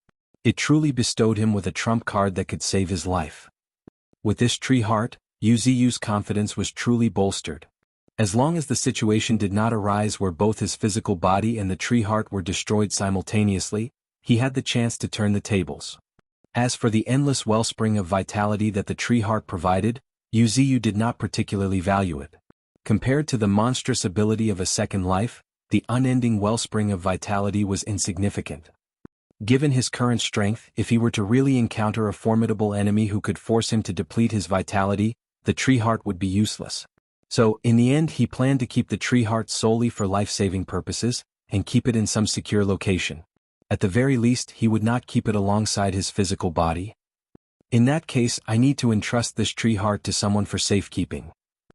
As he decided this, a graceful figure flashed across Wuxia's mind. If it's that girl, perhaps I can entrust it to her. However, after a second thought, Wuxia shook his head slightly. There was no need to rush. For the time being, it should be fine. At present, I might not be invincible in the world, but at the very least, there is hardly anything that could truly threaten me. I can postpone it for a while. More importantly, Qing Er is probably quite busy now. She may not even be able to free herself. She has a big job ahead of her. A single misstep might even force her to sacrifice her physical body. Just don't disappoint me this time. Muttering to himself, Wuxia raised his gaze, looking in the direction of the humans, his eyes flickering with anticipation. Meanwhile, in China's Eastern Theater Command. As a terrifying military zone belonging to superhumans, this place was teeming with powerful individuals. One would find a superhuman at every 5 steps, a team at every 10 steps. Their defenses were so stringent that not even a fly could pass through without permission. And now, a mysterious girl dressed in red as if bathing in flames, was walking slowly along the street. Miss Ling Er. Miss Ling Er. Amidst respectful greetings, numerous fully armed soldiers looked at this figure with fervent gazes.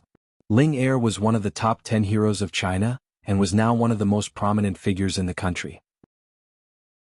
She was a master of flame, and her mastery had almost reached perfection. When she first arrived at Eastern Theater Command, she had dyed more than half the sky with her blazing flames, leaving a deep impression that had shaken many. At that time, General Li had even declared, "This girl will become a great weapon." Such a praise, and that too coming from the usually reserved General Li, carried a significant weight. However, at that time she did not attach any importance to it. In fact, Ling Er's demeanor was cold and aloof in front of others, bordering on arrogance. Especially after reaching Tier 1, she had become even more detached, like a distant moon that could only be admired from afar. Shortly thereafter, Ling Er's footsteps came to an abrupt halt before she raised her head and looked towards a black building not far away. Her eyes flickered slightly. This was the office of the silver-haired middle-aged man, and also his only residence in the Eastern Theater Command. Could there be any clues here? Ling Er's gaze shifted to a group of security personnel guarding the entrance of the black building. "I have come under the orders of my teacher to retrieve documents." Having said this, Ling Er started walking straight toward the entrance, paying no attention to the astonished gazes of the security personnel. The faces of several guards twitched slightly as they exchanged glances. Hesitation was clearly visible in their eyes. However, after a moment, one person's face displayed a resolute expression. He stepped forward and stated, "Miss Ling Er, please present General Li's warrant." "Warrant?" With a cold smile, Ling Er's steps paused briefly. She gave the security personnel who had spoken a deep look before retorting, "Do I, as the 8th disciple of my teacher, also need a token?" Speaking to this point, Ling Er continued coldly, "This time my teacher notified me remotely. When he returns, you can verify with him." With these words, before the security personnel could react, Ling Er resumed her steps. Stunned and speechless, numerous security personnel exchanged perplexed looks. Didn't the rumor say that Miss Ling Er is cold and reticent? Why is she acting in such a domineering manner today? However, after a while, one security personnel shook his head, glancing at the silhouette that had disappeared at the entrance. He still asked, "Should we sound the alarm?" "I don't think it will be necessary." Speaking in a low voice, an older security personnel explained, "Miss Ling Er is a prodigy after all, not someone we can afford to offend. Besides, she did mention General Li's permission. Once General Li returns, we can verify it with him. It would not be too late to act on it." Nodding, another security personnel concurred, "Indeed, and another thing, the defenses inside the building are even stringent." Without generally guiding her, even if Miss Ling Air's skills are unparalleled, she won't be able to enter. Yeah, that's true. Exchanging smiles, the security personnel let go of their worries. However, they were unaware that Ling Air's capabilities were far from as simple as they appeared. Deeper inside the building. Slowly raising her gaze, Ling Air looked at the pitch-black but mysterious corridor. A faint smirk tugged at the corners of her mouth. There, she found a corner and gently leaned against it. After a moment, she opened her mouth and exhaled a wisp of hazy red smoke that merged into the wall, spreading further into the depths. No matter how tight the defenses were, no matter how sophisticated the instruments, when faced with certain strange beings like Ling Air, no, to be more precise, it should be Qing Air, they were all useless. As a soul, her abilities were so peculiar that they were beyond humans' cognition. Even the silver-haired middle-aged man would never have thought that a strange life form such as Qing Air would be infiltrating the building where he resided one day. As for why Qing Air did not directly infiltrate the heavily guarded building in her soul form, it was not that Qing Air did not want to, but rather that she could not. After all, this was not the source soul. Thus, Qing Air could not stray too far from Ling Air's body. Evolution begins with a big tree, Chapter 184, Unknown Creature. Late at night. The edge of Misty Mountains was no longer as bustling as before. Tents could be seen all around, along with footprints left behind by humans. During the day, the mist lifeforms of Misty Mountains had gone on a rampage, which resulted in countless casualties. So much blood was shed that even the very air seemed to be dyed red. There was a nauseating scent of blood lingering in the air. In the shocked and horrified gazes of countless superhumans, the entire Misty Mountains appeared like a giant beast awakening from its slumber, as wind blew over for thousands of meters over and over again. Yet it was not this that sent them into despair. At some point, someone noticed figures covered in blood and injuries emerging from Misty Mountains eventually. However, their joy was short-lived. Gruer? Immediately after, a roar, as if from ancient times, reverberated through the sky, shaking the very fabric of reality. Looking up, they saw the mist in the depths of Misty Mountains suddenly churn before a monstrous head emerged. At that moment, most of the humans present came to a realization. So, mist lifeforms do exist after all. But they did not have time to dwell on it further. With a deafening boom, the mist started gathering before shaping into the body of the fearsome head. Its wings were endless and its body elegant and alluring. A giant dragon. Stammering, the person who had recognized the mist lifeforms turned pale. However, in that very instant, boom. Flapping its pair of enormous wings, the giant dragon of mist that appeared to be straight out of Western mythology, shot straight upward like an arrow fired from a bow. Immediately after, boom, a tremendous clap rang out as the onlookers bore witness to a spectacular sight. Layers of clouds continuously parted ways before a visible vortex of mist emerged in the sky. The vortex was so huge that it spanned over thousands or possibly tens of thousands of meters. Furthermore, the vortex was constantly growing bigger. The sight of it could even make the bravest of hearts shiver. But it was at that moment. Roar. A deep and resonant dragon's roar reverberated across the sky, before a burst of brilliance emerging from within the vortex caught the humans' attention. Vaguely, they caught sight of a massive dragon lifting its head, gazing skyward, its throat resonating with the vortex in the sky. It was as if the vortex was a manifestation of its throat, locking onto the burst of brilliance. The next moment, boom. Star. With an earth-shattering roar that sent shockwaves through the sky and earth. Following that, a colossal tornado hundreds of meters wide descended from the sky. The ground split apart as Misty Mountains quaked uncontrollably. At the same time, fierce howling gales careened through the crowd, cutting through their skin like the sharpest blades, again and again. The most terrifying attack by a transcendent in the history of China, or rather the human history, had descended upon the edge of Misty Mountains, falling deep in the midst of the crowd. Countless superhumans were unable to react in time, and were reduced into a mist of blood by the formidable storm. Many more were flung dozens or even hundreds of meters into the air in the aftermath, with many facing their imminent death.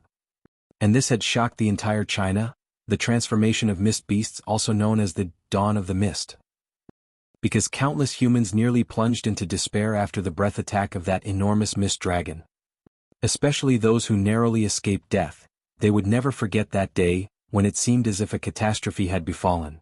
In a flash, horrors of the mist beasts of Misty Mountains had spread throughout the entire China.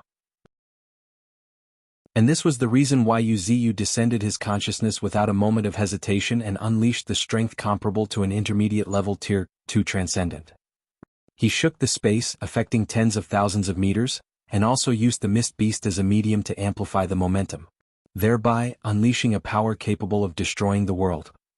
It could be said that the power of Wuxia's strike shattered the ordinary human understanding of strength. Even the silver centipede known by China was dwarfed in the face of this strike. Naturally, the effect of this strike was evident. At the very least, the people at the edge of Misty Mountains had all evacuated. As for those who narrowly survived, no matter how strong their mental fortitude, they would forever be shrouded in an inescapable shadow. More than anything else, it dramatized the terror of Misty Mountains. Wuxia believed that with this dragon's breath, the day when Misty Mountains would be declared as a forbidden zone was not far off. It might have even been declared already.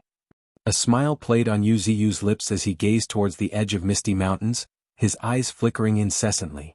I had to admit that it feels good to be strong. At the very least, I could manipulate humans under my palm without them even realizing. Even until their last breath, they would believe that the mist beasts of Misty Mountains have gone berserk.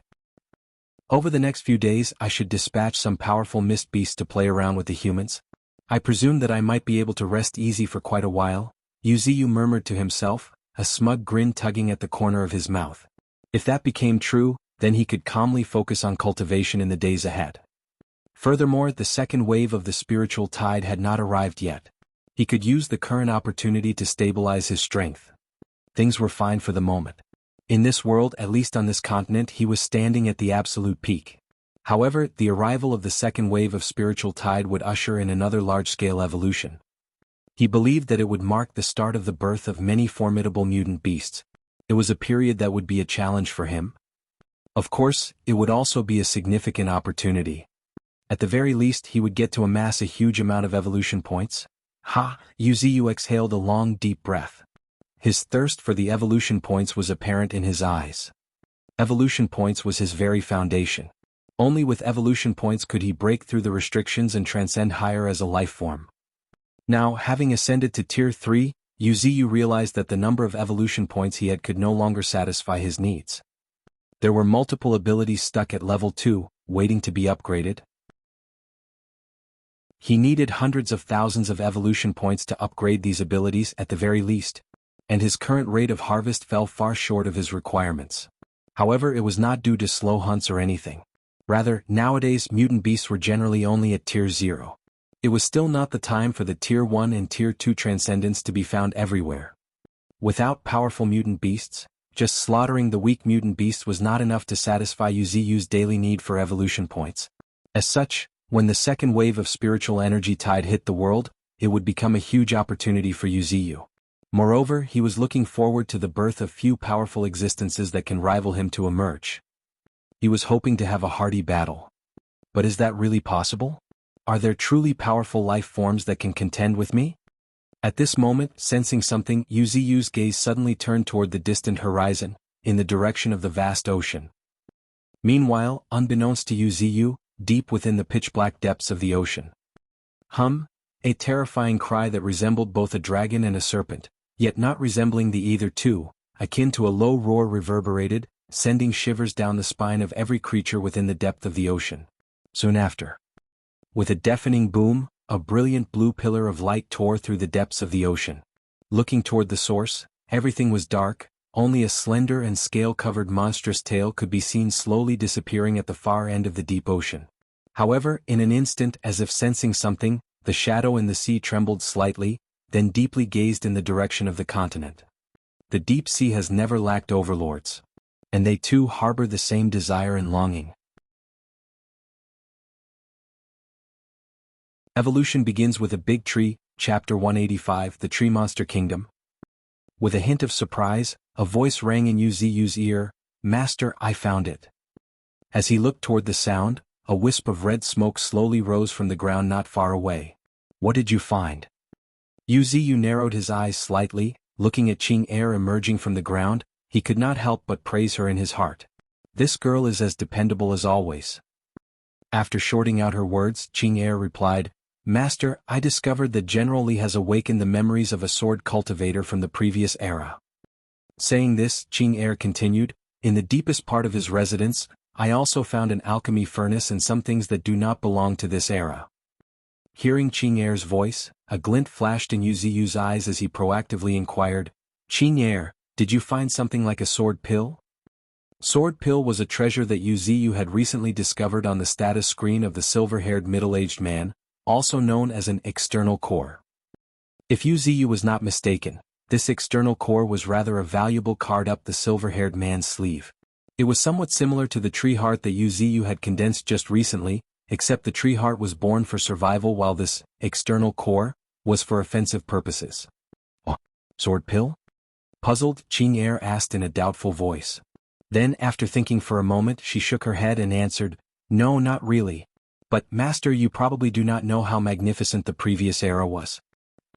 Magnificent? Yes, magnificent. Listening to Yu Ziyu's skeptical tone, Qing Er nodded once again and recollected some rough notes she had seen before continuing. In the previous era, schools all 3,000 Daos had given birth to saints. Countless races coexisted, and all living beings sought to prove their Tao and grand divine abilities. 3,000 Daos, countless races, grand divine abilities? Muttering to himself, Yu Ziyu's mind could not help but recall a magnificent scene. Countless masters flying across the sky, leaving a dazzling trail of light cutting through the sky.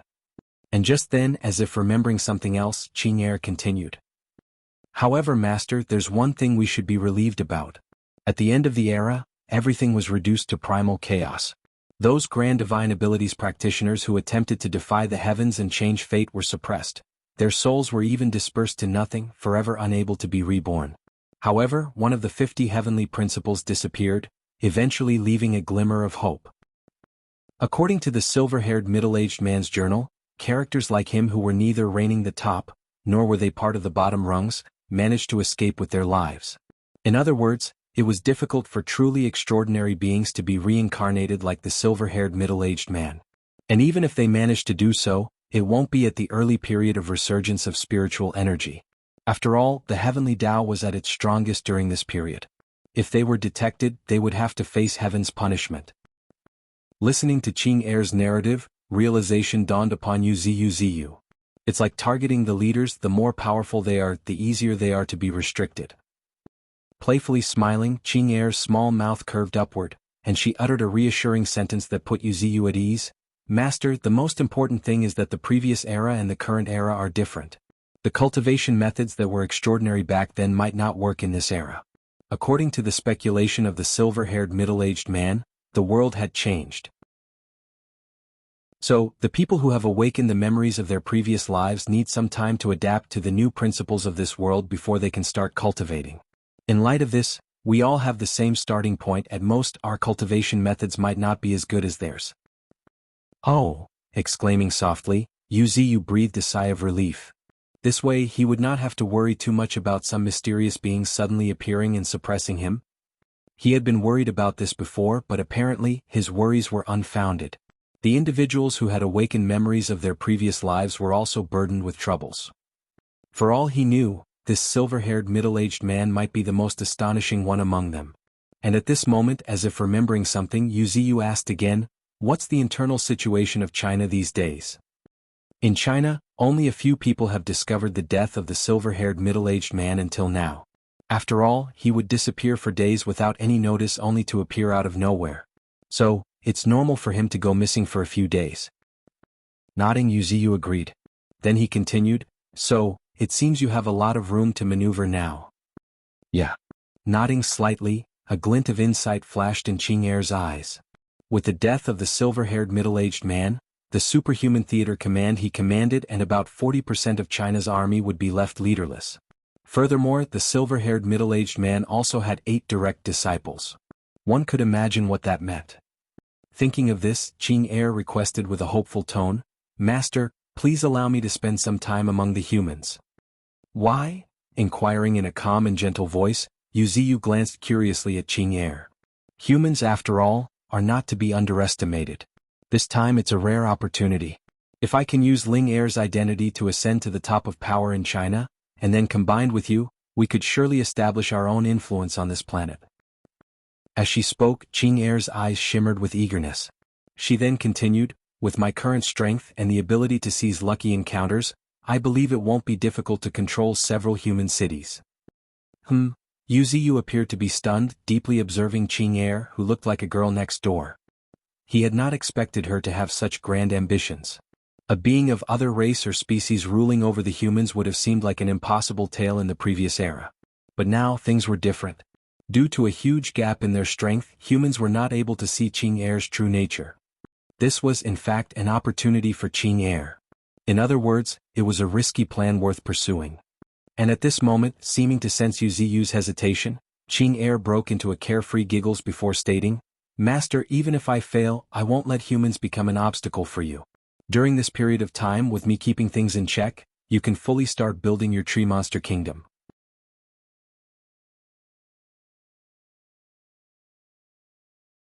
Evolution begins with a big tree, Chapter 186, Surging Undercurrents.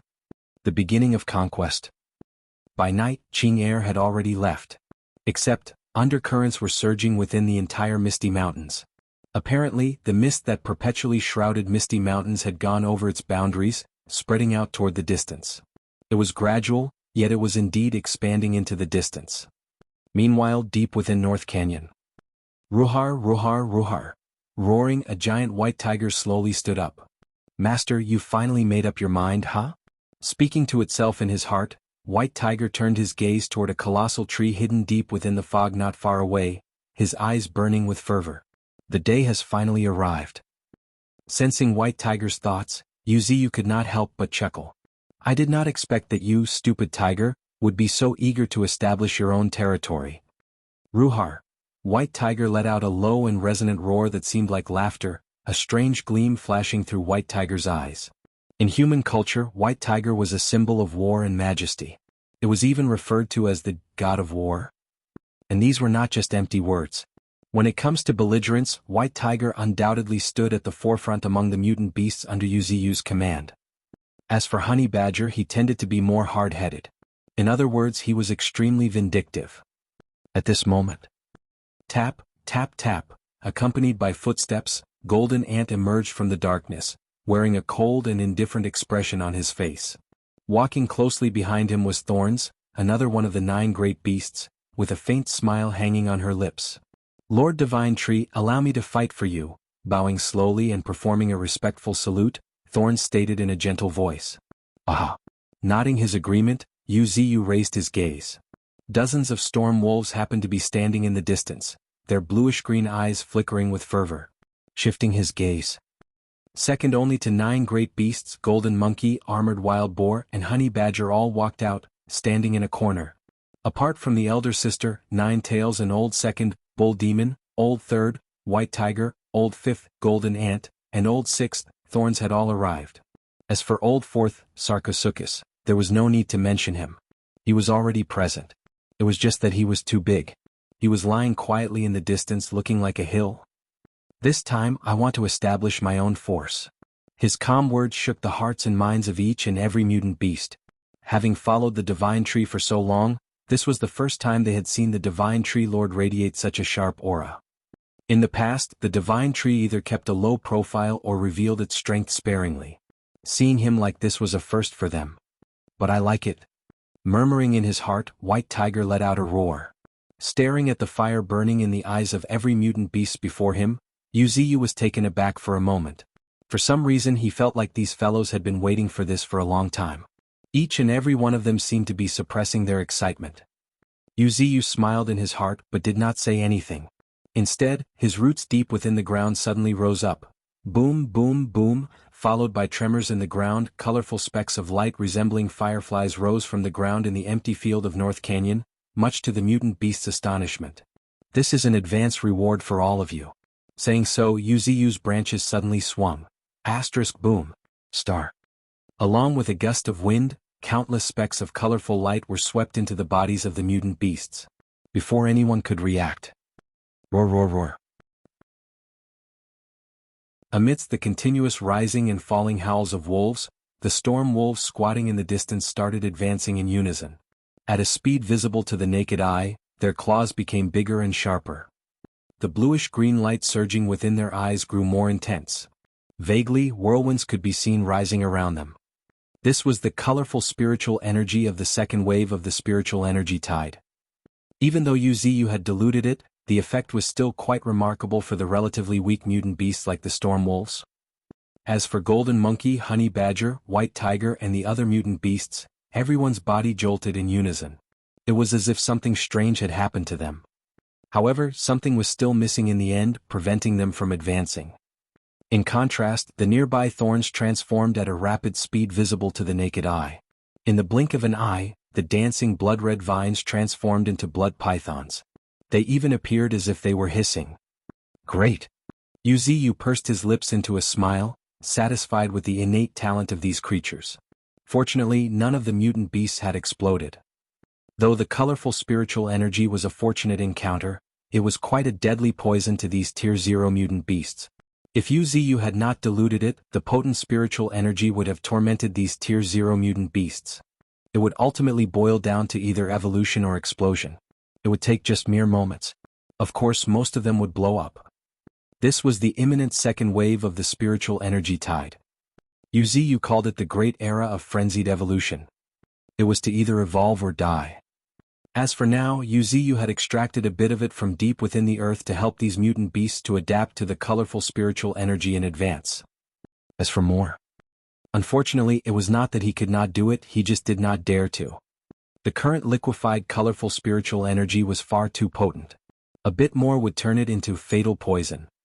He did not want to watch these mutant beasts explode and die before him. As such, in order to let these mutant beasts enjoy the second wave of spiritual energy tide without harming them, Wuxia could only cautiously experiment little by little to find the limits of these mutant beasts. Thinking this, Wuxia glanced deeply at the numerous mutant beasts and stated, "There are two things you should keep in mind regarding this conquest. Firstly, if any mutant beast refuses to submit, you can kill them straight away. Secondly, for those who can subdue over 100 mutant beasts, you'll receive the baptism of the colorful energy as a reward. The one who manages to subdue the most will receive a huge opportunity from me." The moment he mentioned this, the group of mutant beasts were invigorated. Even the usually indifferent golden ant had a fervent gleam in his eyes. Baptism, huh? Recalling the moment when the colorful spiritual energy surged into his body, raising his innate talent in a marvelous way, Golden Ant could not help but get excited. He believed that if he could experience a few more of such baptisms, his breakthrough would not be that far off. As for the huge opportunity, Golden Ant did not think too much about it. A baptism was already enough to satisfy him. At this moment, sensing Golden Ant's excitement, Wuxia smiled and stated, "Go, subduing over 100 mutant beasts won't be difficult for you." Ah! Golden Ant nodded slightly, but did not bother to give a befitting reply, and kicked the ground instead. With a deafening boom, the ground quaked as his figure instantly left a streak of golden light, shooting straight toward the depths of the night. The next moment, without Wuxia needing to remind them, one after another, mutant beasts rushed into the darkness. For a while, the entire Misty Mountains trembled incessantly due to their sudden and excited rush. And not long after that. Boom boom boom, followed by heavy footsteps, a massive figure arrived at the entrance of the canyon. Divine Tree. Calling out softly, Sarcosuchus's gaze focused on the open space of North Canyon, where a mass of liquefied colorful spiritual energy was rising. With your current physique, you can bear this opportunity. Take it. As Wuxia's words fell, the liquefied colorful spiritual energy shot toward Sarcosuchus. Sarcosuchus did not say thanks or anything. One could even say that mere words were not enough to express his gratitude. Sarcosuchus opened his mouth wide as the colorful spiritual energy poured into his jaws the next moment. In an instant, a deafening bang shook the world. Looking up, Sarcosuchus's body was expanding at a visible speed. What pleased Wuxia even more was that Sarcosuchus' spiritual energy was continually rising. In the blink of an eye, it had reached around 80,000 to 90,000, reaching the peak of Tier 1. Evolution begins with a big tree, Chapter 187, Subjugation. The mist slowly spread, flowing into the distance like moonlight in the night. Little did anyone know that beneath this veil of mist, something horrifying and almost unbelievable was surging forth. At this moment within the mist. Boom. The earth trembled every time Golden Ant landed on the ground, leaving deep craters in his wake as if he was a jackhammer. Naturally, the tremendous force propelled him at a terrifying speed. But at this moment, as if sensing something, the corners of Golden Ant's mouth curled upward into a smile. He immediately clenched his fist tightly. Crack. He clenched his fist with such force that the very air exploded. The next moment. Boom. He punched toward the ground. With a deafening roar, his petite figure unleashed such strength that it actually cracked the ground. Within 100 meters radius, the ground had cracked like a spider's web. Furthermore, a deep crater 4 to 5 meters deep appeared. And this was the power of Golden Ant. Even without exerting his full strength, his strength had far surpassed an ordinary human's cognition. Just then, hiss, strange and incomprehensible shrills echoed from the earth. Golden Ant, however, remained unfazed by these familiar screeches. Instead, his antennae on his forehead quivered slightly as though in response. Simultaneously, a chilling and ferocious aura began to permeate the area. Despite his small thumb-sized body, it seemed as though he had become the center of this part of the world. The tremendous pressure radiating from him froze the very air itself. The next moment, hiss, the inexplicable roar sounded again in the air, but this time it was weaker. It almost sounded like a lament, as if its owner was trembling in fear. At the same time, the ground started shaking. The next moment, in the calm gaze of Golden Ant, one fist-sized black ant after another crawled out from the earth. They were mutant ants, a species that had mutated from ordinary ants. Apart from growing larger and developing a scaly carapace, they did not differ much from their ancestors. However, ants were originally weak individual fighters. Even when mutated, their individual combat abilities remained feeble. Nonetheless, as social creatures, even if they were mutated, the true terror of the ant species lay in their sheer numbers. Now, looking around, one would see countless giant black ants prostrating themselves before Golden Ant like an army. You guys are too weak. Golden Ant sighed, looking at the waves of ants that had only reached Tier 0 Level 3 or Level 4. Indeed, as the Divine Tree had mentioned, the individual combat abilities of my species are indeed lacking. Nevertheless, the sheer numbers make up for it. There were already hundreds of mutant ants within sights, not to mention the ones continuously emerging from the depths of the earth. Moreover, species like ants that were originally weak individually but dominant in numbers, had a high likelihood of producing extraordinary geniuses just like humans when they awakened. Just like Golden Ant, when his innate talent got awakened, he was definitely not inferior to any of the powerful species. Similarly, in the ancient era when humans were held in high regard in the animal kingdom, there were many powerful practitioners who could dominate the world. This was what was referred to as the numerical advantage. For large species like theirs, the probability of giving birth to geniuses was much higher compared to others. Forget it. With the Divine Tree here, I do not have to worry too much about you guys. After some contemplation, Golden Ant did not attach too much importance to it. From his perspective, he naturally understood that what the Divine Tree was pursuing now was quantity. As for qualitative individual combat power, their 9 great beasts and 3 generals were already sufficient. What was needed now was scale. Specifically, cannon fodder to form the foundation of a force. With these thoughts swirling in his mind, Golden Ant quickened his pace and continued on his way. These hundreds or even nearly 1,000 black ants are just the beginning. They would help the Divine Tree subdue more mutant beasts, forming an army that can fight for him. Meanwhile, on another side not far from Misty Mountains in a mountain range, making sharp geckers, numerous monkeys with shiny fur happened to be hanging from or perching on the branches of various large trees, appearing to be quite excited. They belong to the macaque monkey family, a type of moderately evolved primates. In terms of evolutionary rank, slightly evolved primates include lemurs, slow lorises and bush monkeys among others. Highly evolved primates include gibbons, orangutans, gorillas and humans. The primary distinction between these evolutionary ranks was their size. For instance, macaques were relatively small compared to their ape counterparts, with a maximum height of 51 to 63 centimeters. Even after mutations they barely reached a meter. It was important to note that in this era of transcendence, body size largely determined one's combat strength. Golden Ant was an exception. He was an extremely atypical case. As for other mutant beasts without a large body size, they had to have special innate talents to stand at the top. Macaques, with a mere height of 1 meter, had severely limited combat abilities, which were far from satisfactory. However, at this moment what nobody knew was that the macaque family that had quietly lived in this mountain range for nearly half a year was about to receive an unexpected guest tonight. Tap, tap, tap. Heavy footsteps echoed in the woods, making numerous macaques look cautiously toward the darkness. After a moment, a monkey with golden bright fur entered their eyes. However, what was hard for these macaques to accept was that this monkey was a towering 1 meter and 5 centimeters tall. More importantly, it held a wooden staff in its hand. It was a segment of a root. It was given to him by Wuxia. Its meaning was self-evident. Golden Monkey did not disappoint him after being blessed by it. Or rather, monkeys that had gained sentience were really good at using staff.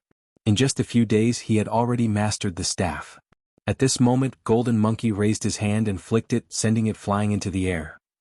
Immediately after, he leaped into the air and with his right foot, grabbed the staff and flung it again.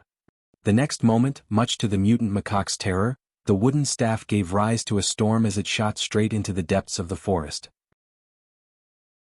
With a deafening roar, rocks several meters high shattered, causing countless macaques to shiver in fear.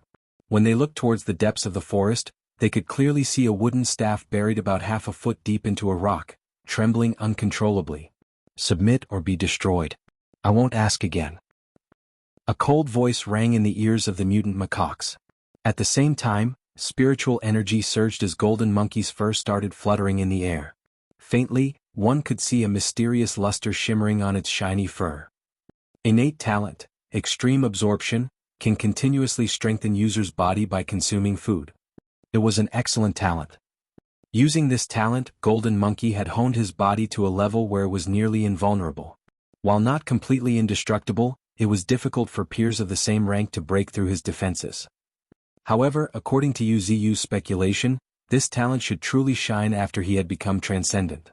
In other words, Golden Monkey would definitely become an overlord among the transcendents. This was also why Wuxia had given him a segment of his root. He hoped that Golden Monkey would become a legendary figure, shocking the world with his unparalleled strength. Evolution begins with a big tree, Chapter 188, Elemental Flower and Elemental Lifeform. Deep within the heart of North Canyon, Wuxia was hidden in the thick fog. However, through the dense fog, Wuxia had already noticed that countless unfamiliar lifeforms were continuously pouring into misty mountains. These guys are doing a good job, Wuxia silently commended. He entrusted these mutant beasts that were coming from other places to the old fourth Sarcosuchus. There happened to be a spirit lake in his territory, created using his life essence. Any incoming mutant beast would want to visit this lake. Firstly, it cleansed and strengthened them. Some of the weaker mutant beasts could complete a round of transformation from the nourishment of the spirit lake's water. But more importantly, the water of the spirit lake was diluted from Wuxia's life essence. Any mutant beast that had been to the spirit lake would be tainted with Wuxia's aura. This would help Wuxia and his friends identify friends from foe in the future. In addition, these mutant beasts would also become close to Wuxia because of his aura. This would facilitate future management. Smiling, Wuxia no longer paid attention to this matter. With Sarcosuchus and other mutant beasts in charge of these things, Wuxia did not need to expend much effort. Compared to this, Wuxia's mind was more preoccupied with the crystal flower that was located on the canopy of his body, which the system referred to as elemental flower. It appeared it was carved on ice and had 8 petals. Every other moment, a petal would fall off, but in a short while, ice crystals would gather around, forming a new petal. It kept repeating and repeating like an endless cycle, truly displaying its mystical nature. Elemental flower, earth. It can completely transform an individual into an elemental life form, turning their being basically into an intangible yet the purest form of element life. From then on, they can easily manipulate elements with the slightest touch, and with more concentration raise a tsunami, displaying the might of elements. Reading the introduction of this elemental flower again, Wuxia could not help but be a little taken aback. While he had read it earlier during the day, looking at it again now still shook him. Purest elemental life forms was something that even the transcendents with elemental talents could hardly match. If transcendents who had awakened elemental talents could reign the elements within their vicinity, then the purest elemental life form was akin to an emperor of said element. Whatever the elemental life form was, the elemental of its type would be under its command. Everyone with elemental talents, whether human or mutant beast, would lose control over their respective element within the territory of the elemental life form. This was significant. Moreover, as elemental life forms, they were essentially invulnerable to physical weapons, much like Wuxia's mist beasts. Except, elemental life forms were synonymous with tremendous terror in comparison to Wuxia's mist beasts, which looked impressive but were totally worthless. Thinking about this, Wuxia heaved a long, deep breath. This elemental flower is enough to create a true powerhouse. Muttering to himself, Wuxia's gaze became more heated. A true powerhouse that could become his right-hand man. At this moment, as if reminded of something, Wuxia's gaze became pensive. Who should I give the elemental flower to? Wuxia was having a slight headache regarding this. Each elemental flower was difficult to produce. For some reason, Wuxia felt that this elemental flower was extremely precious, a true treasure that could break through the limitations of humans or mutant beasts' innate talents. However, it was of no use to him. Its greatest value could only be realized by giving it to someone else. At the moment, Wuxia was inclined to give it to Bull Demon. Bull Demon was originally an Earth attribute mutant beast, but the problem was that Bull Demon had not returned yet. Moreover, there was something even more significant to consider. If Bull Demon turned into an elemental life form, he would lose his unique ability, Gravity Field. This was something Wuxia did not want. Others might not know, but how could Wuxia not be aware? Gravity was one of the most mysterious forces. Bull Demon's ability to touch this kind of force was truly rare. Exhaling deeply, Wuxia looked at the crystal flower on the treetop, his eyes flickering. Bull Demon's innate talent is already strong, especially with Gravity Field. Giving him the elemental flower would indeed strengthen his innate talent, but he might lose Gravity Field. It's not worth it. Compared to Bull Demon, Wuxia was more inclined toward another individual. With this thought in mind, Wuxia's gaze shifted to the depths of the earth. After a moment, a vast square entered his view. Standing in the center of the square was a burly man with arms as thick as thighs, commanding a group of chimpanzees to move large rocks tirelessly. Occasionally he would rush over to lend a hand. Now, looking at the vast square, one could notice that some buildings were beginning to take shape. For example, not far from where Wuxia's body was located, a staircase with 99 steps had already been constructed. Beneath the steps there were 9 massive stone platforms. These stone platforms were built by Wuxia for his 9 great beasts to sit on. Qin Gang, his innate talent mediocre compared to Bull Demon.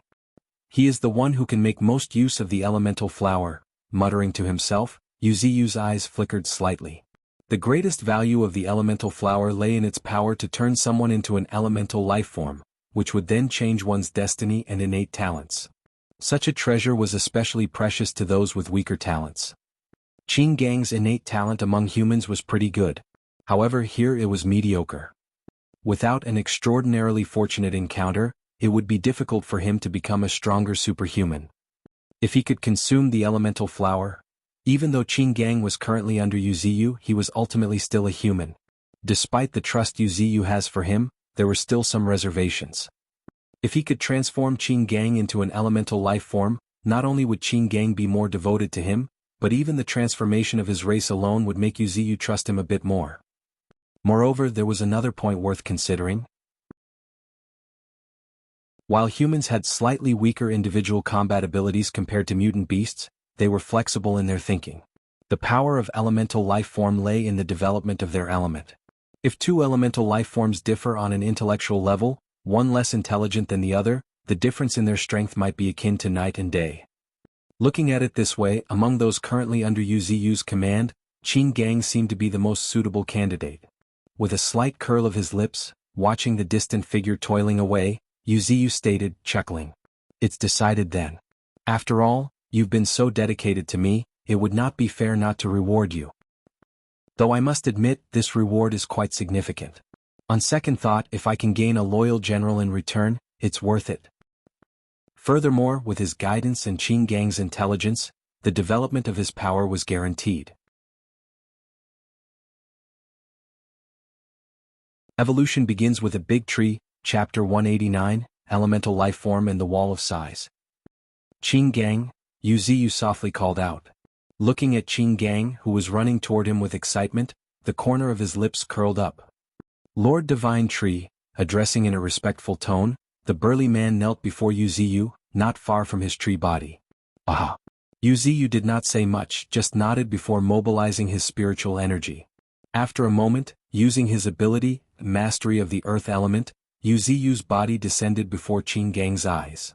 In just a moment, the canopy that was the symbol of Yuziyu on the surface had appeared in this enormous underground space. I've got a gift for you. Saying this, Yuziyu's branch, like a human hand, plucked the crystal flower from his canopy. For some reason, the crystal flower could not be plucked without Yuziyu's permission. Moreover, upon touching the ground, it would merge with the earth, crystallizing everything within thousands of kilometers before disappearing.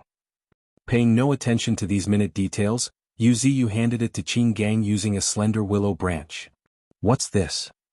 Looking at the crystal-like flower blooming and withering again and again, a hint of amazement appeared on Qing Gang's face. Even more astonishing to him was the rich and warm feeling that enveloped him. Qing Gang was not unfamiliar to this feeling. His second brother, Bull Demon, often gave him this feeling, heavy like the earth and yet comforting. Eat it, Yuziyu directed in a calm yet assertive voice. Yes, Lord Divine Tree. Qing Gang obeyed without hesitation, or rather, there was not any room for hesitation in his heart. As far as he was concerned, the Divine Tree's instructions were like a holy decree. He dared not disobey them. Not to mention he had a vague feeling that it could be a great fortune for him. With these thoughts in mind, Qing Gang instantly opened his mouth and swallowed the palm-sized crystal flower. However, before he could savor the taste, the flower instantly dissolved in his mouth. Surging in its place was a torrent of vast energy. Boom.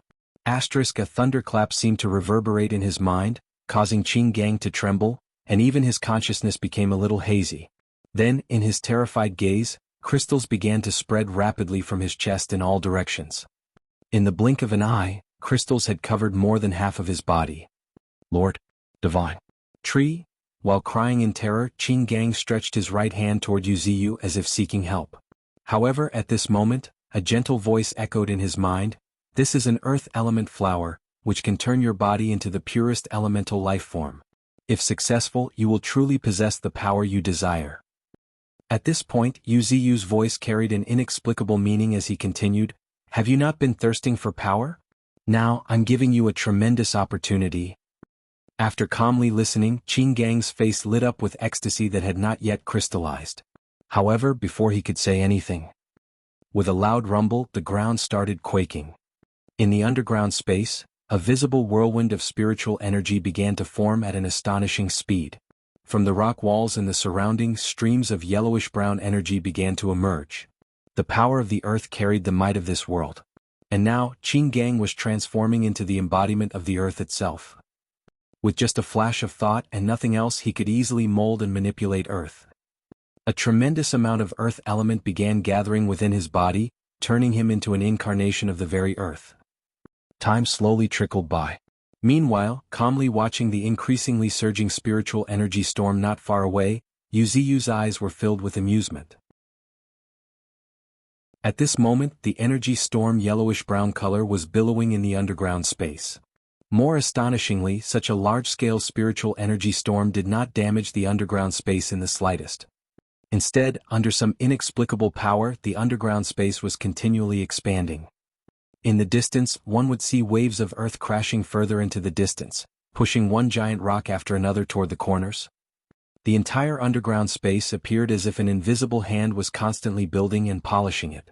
This was quite different from Yuziyu's violent way of creating the underground space.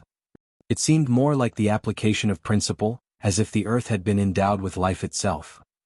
At the same time, within the spiritual energy storm, an aura kept rising. It was vast and heavy, yet all-encompassing like a mother's embrace, able to bear everything. This guy's transformation is going quite well. Yuziyu silently praised in his heart, his eyes flickering with an undeniable sense of anticipation. He was curious about the power of an elemental life form. Had there been hierarchy among race, then elemental life forms would have been considered as a higher race. Of course, beings like Yuziyu, who were plant life, could also be considered higher races or even surpassing higher races. After all, it was extremely difficult for plants to attain sentience. Moreover, beings like Wuxia were evolving over and over again. After a while, as if sensing something, the corner of Wuxia's lips rose into a smile. "It's almost over," Wuxia softly murmured, sensing the gradually ceasing growth of the spiritual energy storm. Over 600,000 spiritual energy, not bad. The starting point is the intermediate level of Tier 1 Transcendent. Using the elemental flower on him has not been in vain. And just at this moment, with a thunderous roar, the entire underground space trembled. Simultaneously, a heavy voice reverberated through the underground space. "Thank you for the gift, Lord Divine Tree. I've been reborn within the earth. From now on, I shall regard the earth as my mother, and be Lord Divine Tree's shield, serving day and night by your side." It sounded like a promise and an oath. An inexplicable force circulated within the underground space. At this moment, the spiritual energy storm gradually started to dissipate, revealing a sculpture-like figure. The figure seemed to be made of rock, gleaming with metallic shine. Its facial features seemed to be finely sculpted by the knife, giving it a stern and sharp demeanor. However, this majestic figure happened to be kneeling on the ground, gazing at Wuxia with eyes filled with reverence. Wuxia gave a slight smile but remained silent. Instead, he slightly narrowed his eyes before a series of information entered his vision. Race, Earth Elemental Life Form. Rank, Tier 1 Transcendent. Innate Talents, Master of Earth, Level 1. A formidable, exclusive talent of elemental life form, which grants them command over the earth, granting them the ability to move mountains and rivers. Abilities: Earth Spikes. The solid earth is his eternal ally. It can manipulate the earth at will and create spears of rock. Earth Fissure. It can tear the earth apart, creating a fissure that consumes everything. Elementalizaton. Sacrificing physical strength, it can turn its body into a pure elemental body, becoming immune to physical attacks, and can bury everything, displaying the might of the name element. Wall of Size, Level 1. In the name of devout believers, it refines the faith within its heart, manifesting it as a shield of the divine tree. Using it, it can then erect a formidable wall of earth that can defend against most of the powerful attacks.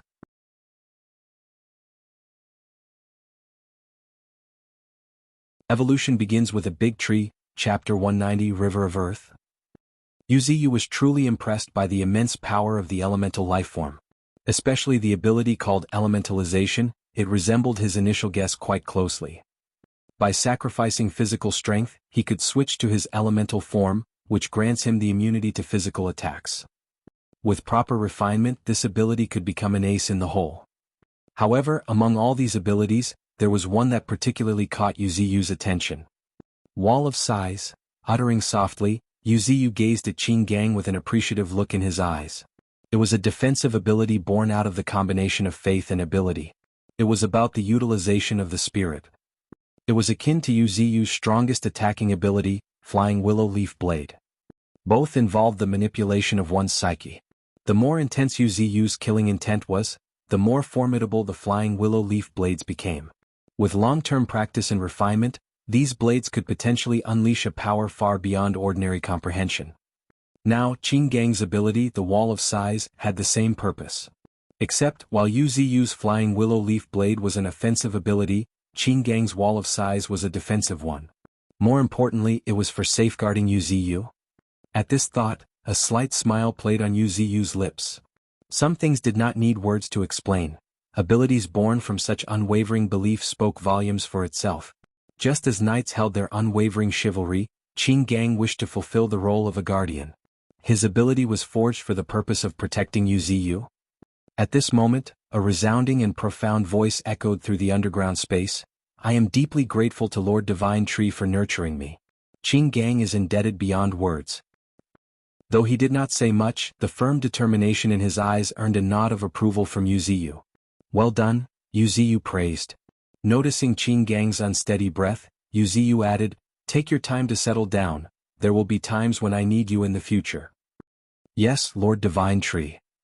Having said this, Qin Gang's body flowed like water, gradually merging into the earth.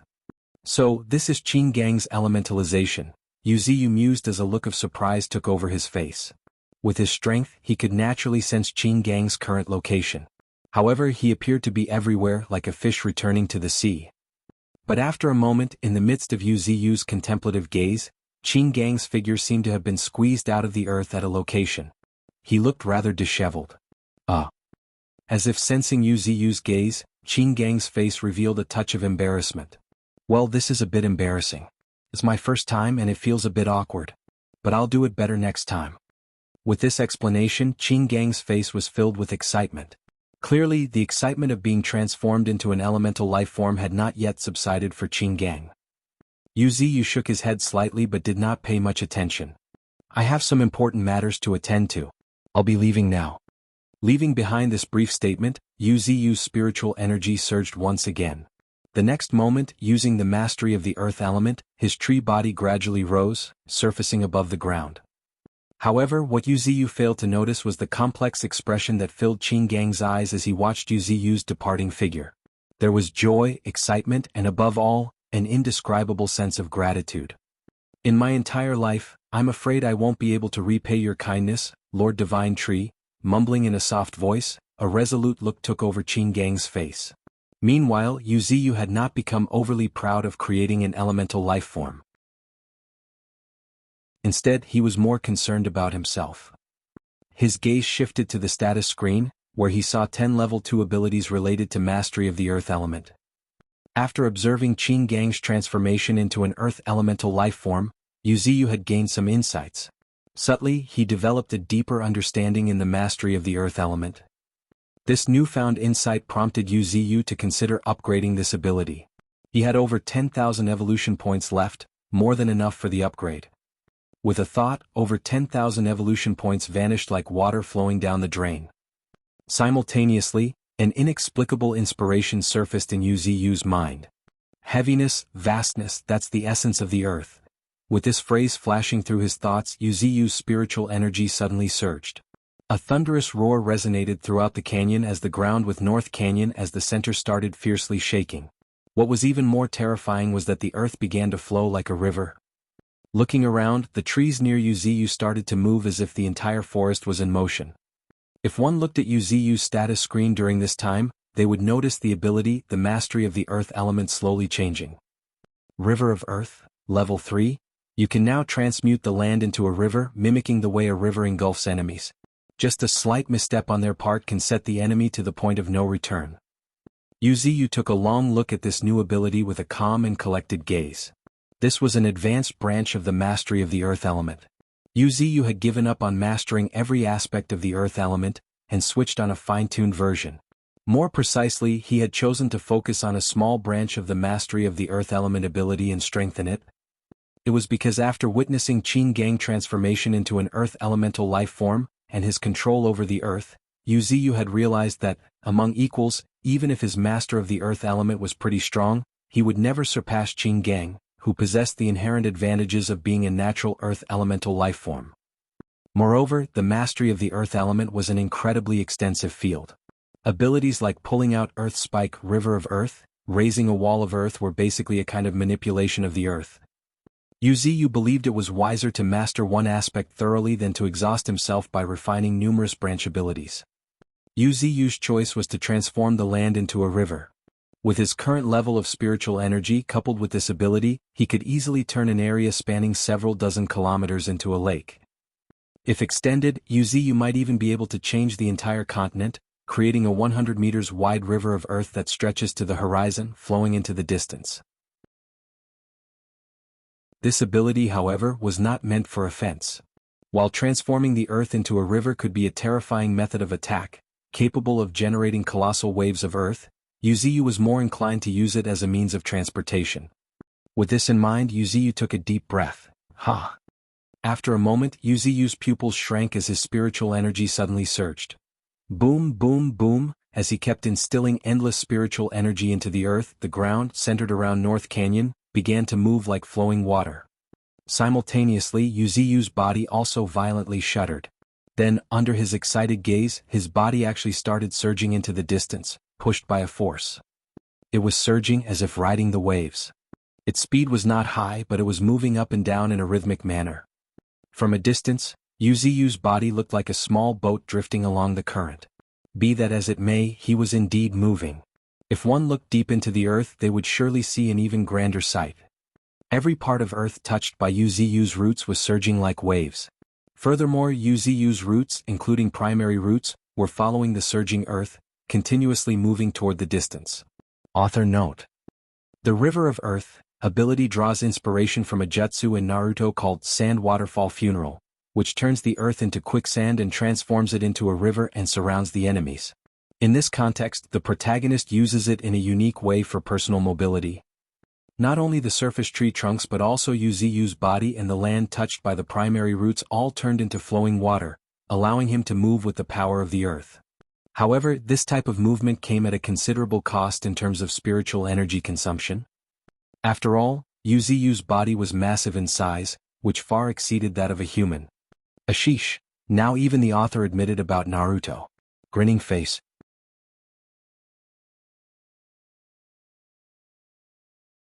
Evolution begins with a big tree, Chapter 191, Advent of the Tree World. Boom, boom, boom, the towering willow tree flowed into the distance along the River of Earth. However, not long after, Sai escaped from Yuziyu as he chose to stop in his tracks. Looking back, he found himself 10 to 20 kilometers away from his original location. He had only used the ability for a few minutes, but his spiritual energy was significantly depleted. Unlike other abilities, the River of Earth was Yuziyu's ability to infiltrate the earth with his spiritual energy and turn it into a river. However, Yuziyu's main body was incredibly massive. His primary root was deeply rooted in the depths of the earth like a wood dragon, reaching unfathomable depths. His 9 subroots were coiled around half of the misty mountains like a spider web. The amount of spiritual energy Yuziyu had infused into the earth at any given moment was undoubtedly immense. It could be said that the River of Earth was useful for traveling but had some limitations when it came to combat, dodging attacks and other stuff. Nonetheless, it was sufficient for his needs. Looking at the scenery that was different from that of North Canyon and could not help but feel emotional. I can finally move. Yuziyu's words were filled with emotions. From his initial desire to pull out his roots and run under the setting sun to the desire of cultivating a powerful ability to sneak through the earth with his roots like the ninja technique floating foot, Yuziyu had gone through many expectations. But ultimately he had cultivated the River of Earth ability, which turned the earth into a river and allowed him to travel within the earth. Man proposes, God disposes. Nevertheless, it could be considered a perfect ending. Yuziyu lightly chuckled, feeling a little satisfied. As for the River of Earth's consumption of spiritual energy and the tremendous disturbance it caused, that could be dealt with later. For now he had to return to North Canyon. The second wave of the spiritual energy tide was about to arrive, and the entire North Canyon needed him. He could not stray too far. By the time Yuziyu returned to North Canyon, several hours had passed. During this period he had used the River of Earth ability to explore a small part of Misty Mountains. Now, if one were to look at Misty Mountains from above, they would undoubtedly see thousands of trees strewn about chaotically on the ground. In some places, it was as if a bulldozer had leveled the terrain. This was how terrifying Yuziyu was now. Even though he tried to avoid it, the sheer force of his massive body made it difficult to minimize the impact on the environment. Fortunately, Yuziyu possessed another innate talent. And with the help of this talent, Yuziyu could easily repair the damage he caused to Misty Mountains. With these thoughts in mind, a glimmer shone in Yuziyu's eyes. Advent of the Tree World, murmuring to himself, a vast amount of spiritual energy spread from his body in all directions like a tide. And at this moment, an inexplicable force began to circulate throughout a large part of Misty Mountains. Following which, new green shoots began sprouting at a speed visible to the naked eye before countless trees sprang from the ground, piercing through the earth and breaking out of the cliffs. Endless, without an end in sight. This was Yuziyu's other innate talent, Seeds of Life. While the tremendous consumption of spiritual energy was due to the fact that the innate talent was incomplete, it still presented an unimaginable grand scene under the influence of Yuziyu's current 1 million spiritual energy level. Now the area around Yuziyu was once again filled with lush trees. Fresh leaves were trembling slightly as if welcoming new life. However, who could have imagined that such a vibrant forest concealed hidden danger? With a thought, right before Yuziyu's eyes, one tree after another transformed into long spears, quickly shooting dozens of meters high as if they wanted to pierce the sky. Then with another thought. Asterisk swoosh swoosh swoosh. Countless vine-like tendrils began to whip the sky. So long as Yuziu's spiritual energy had not dissipated, he had absolute control over this forest. These trees were extensions of his arms, allowing him to launch attacks and defend at will. This is quite a terrifying technique. Yuziu smiled in his heart, imagining the bewildered and desperate look on the faces of his enemies when he used this technique on them. After all, the true advent of the tree world was known as the all-purpose technique. While Yuziu was only imitating it, the power he displayed was nothing to scoff at. The only headache was that due to the incomplete nature of his in the distance, the strength and scale of the trees were far from meeting Yuziu's expectations. At least, as a trump card for a Tier 3 Transcendent, it was a bit lacking. However, these issues were not a big concern at the moment because Yuziu had already found an opportunity for a breakthrough. He looked toward the edge of Misty Mountains, where a graceful figure was slowly approaching. Following closely behind her were giant serpents. They were green pythons measuring tens of meters in length, silver-white pythons similar to the white snake guarding the ice cave in the depths of North Canyon. Except, compared to White Snake, these silver-white giant pythons were undoubtedly bigger and thicker. These were probably some mutant beasts that Thorns had tamed. But Yuziu could not help but wonder whether it was appropriate for a woman to tame such cold-blooded mutant snakes. However, Yuziu did not pay too much attention to it. After all, these mutant snakes were pretty strong. The strongest among them had reached Tier 0 level 8, while the weakest were at Tier 0 level 7. It was quite a formidable force. More importantly, Thorns was among them. Just from her aura, Yuziu could tell that she was on the verge of breaking through. When he saw her drenched in red and the blood-red vines dancing in the air, as if bearing fangs, Yuziu had a rough idea. She must have used the devouring ability of the blood-red vines to devour the blood essence of the mutant beast after killing them. Only then could she be a step away from breaking through overnight. But that's fine too. I'll still need her help to complete my Seeds of Life ability. Smiling, Yuziu looked at the approaching figure with a hint of anticipation. The night had shrouded everything in darkness. After Thorns entrusted several giant snakes to fourth brother, Sarcosuchus, she made her way to North Canyon alone. However, what took her by surprise was that the vicinity of North Canyon seemed to have undergone a total rebirth, with countless trees appearing lush and green. Well? As if realizing something, Thorn's gaze shifted toward the towering tree hidden in the thick mist. Lord Divine Tree, what have you done again? Slightly puzzled, Thorns lifted her graceful foot. However, before she could step into North Canyon, followed by a whoosh, a green willow branch surged from the depths of the mist. Before Thorns could react, the slender willow branch had already coiled around her waist. Immediately after, she was pulled into the depths of the mist by the willow branch.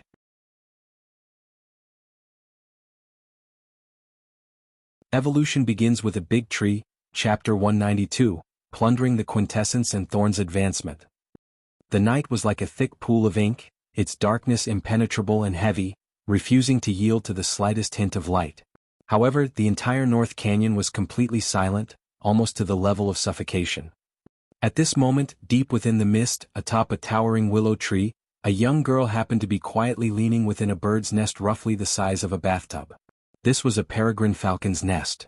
However, as they were out on a hunt tonight, Yuziu was borrowing it. Since you want to break through, I'll lend you a hand. Saying so, the tip of Yuziu's branches broke one after another instantaneously. After a moment, a terrifying vitality began to spread from the severed ends of the branches. Drip, drip, witnessing drops of thick, almost solidified green liquid fell like droplets of water, Thorn's eyes slightly widened. Lord Divine Tree. Nibbling her lips, a complex expression appeared on Thorn's face. Focus and prepare to break through. Thorn's entire body quivered slightly, hearing Yuziu's command. Immediately, she followed Yuziu's instructions and collected her distracting thoughts. Meanwhile, seeing the red-haired girl close her eyes, Yuziu's branches also gently moved. After a moment, with the introduction of the water of Spirit Pond, this bathtub-sized bird's nest was filled with a rich and indissoluble vitality. Now that he had become a Tier 3 Transcendent, the concentration of his life essence had also increased by a certain extent. A single drop of life essence now was equivalent to about 10 drops of life essence when he was a Tier 2 Transcendent. Even after having been diluted using the water from Spirit Pond, it was a huge opportunity for Thorns, who was just in Tier 0. Moreover, Thorns was a demi-human. Her other half was a plant, sharing the same family as Yuziyu. Thus, her absorption of Yuziyu's life essence was different from that of ordinary mutant beasts. At this moment, looking quietly at the girl whose mind had completely sunk into her consciousness, Yuziyu could not help but give her a closer look. Perhaps it was because one half of Thorns bore the properties of plants, Yuziyu found the girl before him to be rather beautiful. Her figure was pretty impressive already, and now shrouded in mist, which hid her tempting parts, made her even more captivating. Her long crimson hair, speckled with water droplets, made her look like a maiden who had just bathed, exuding a natural charm. That was not all. Thorn's fair skin, now as smooth as jade, had a beautiful luster. Tisk, if one overlooks the blood-red vines, she truly is a bewitching beauty. Yuziyu commented in his mind with a light chuckle. Be that as it may, his gaze remained completely calm. Then, as if sensing something, Yuziyu let out a deep breath. Because at this moment, boom. Accompanied by the shaking of the entire bird's nest, a visible storm of spiritual energy kicked up. Simultaneously, the blood-red vines entwining thorns also rose in the air in response to the wind. Now! With a short shout, Yuziyu's verdant green branches shot toward the blood-red vines in the blink of an eye, transforming into green snakes. Before the blood-red vines could react, his verdant green branches had already captured them one after another. From a distance, the intertwining green and blood-red looked like a net of red and green. At this moment, boom, boom, boom, a terrifying suction force emanated from Yuziyu's branches. Gulp, gulp, gulp, as if swallowing something, a strange and inexplicable energy surged into the depths of Yuziyu's body. Almost as if wailing, the blood-red vines trembled uncontrollably. Looking at Thorns, her shaking was even more evident. Now both the blood-red vines and thorns had the same essence. Yuziyu's act of plundering the quintessence of the blood-red vines had a significant impact on her. You've worked hard. Murmuring, his branches bent down, dripping more life essence into the bathtub-sized bird's nest. Shortly after that. After taking a deep breath, Yuziyu turned his gaze toward the status screen, looking at the now complete innate talent, Seeds of Life, his eyes flickering with glee. Seeds of Life, Level 3. You can now use your spiritual energy to nurture seeds. It utilizes one's spiritual energy as the source of life to give birth to seeds. These seeds can grow into trees at such astonishing speed that a forest can be created within moments. The introduction remained the same, but Yuziyu knew very clearly that this innate talent of his had undergone a terrifying change. This alone justified Yuziyu's act of plundering. With the infusion of his spiritual energy, the hardness of the trees he created would continually increase until it had reached about 70 to 80% of Yuziyu's own body's hardness. And what did it mean? It meant that Yuziyu's ultimate move, Advent of the Tree World, which he activated through Seeds of Life, had undergone a qualitative improvement. Now, even in battles against the same tier transcendent, it could prove to be dangerous. Now, Yuziyu was confident that just this one move could lay waste to a city, essentially erasing it from the map and turning it into a forest. This is the innate talent that belongs to the Tier 3 Transcendent, Yuziyu murmured to himself as a look of ecstasy flashed on his face. Innate talents were of great importance. A powerful innate talent could even lead to a qualitative transformation. And now, Yuziyu has obtained such a powerful innate talent by stealing from another mutant plant. How could he not be overjoyed? However, after a moment, as if realizing something, Yuziyu's gaze shifted. Looking at a somewhat languid thorns inside the bathtub-sized bird's nest, who had completed her breakthrough, a sense of gratitude flashed in his eyes. It was all thanks to her. She had suppressed the resistance of the blood-red vines. Otherwise, I would not have completed the plunder so smoothly. Thinking of this, Yuziyu expressed his gratitude. Thank you. Without a word, Thorns, tightly pressing her lips together, slowly got up. The next moment, a beautiful scenery appeared before Yuziyu's eyes. However, before Yuziyu could savor it carefully, leaves began to slowly grow, one after another, soon covering the beautiful spring scenery. At this moment, Thorns seemed to have sensed Yuziyu's scrutinizing gaze as a blush appeared on her face. Lord, Divine, Tree, nibbling her lips, she called out in a resentful voice, making Yuziyu's face slightly twitch. Cough, cough. He cleared his throat and decisively changed the subject.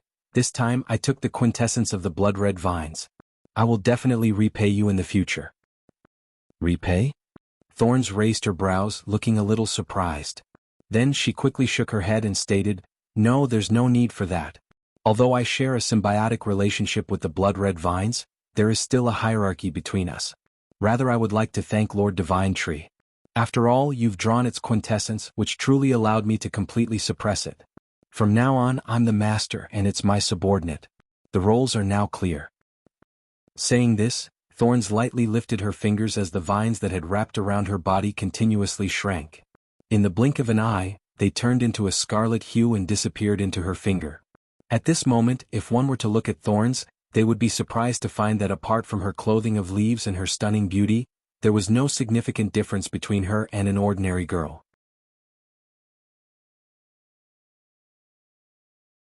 Evolution begins with a big tree, Chapter 193, World of Webs. Even its aura has been restrained? Staring blankly at the nearby blood-red girl, Wuxia could not help but be speechless.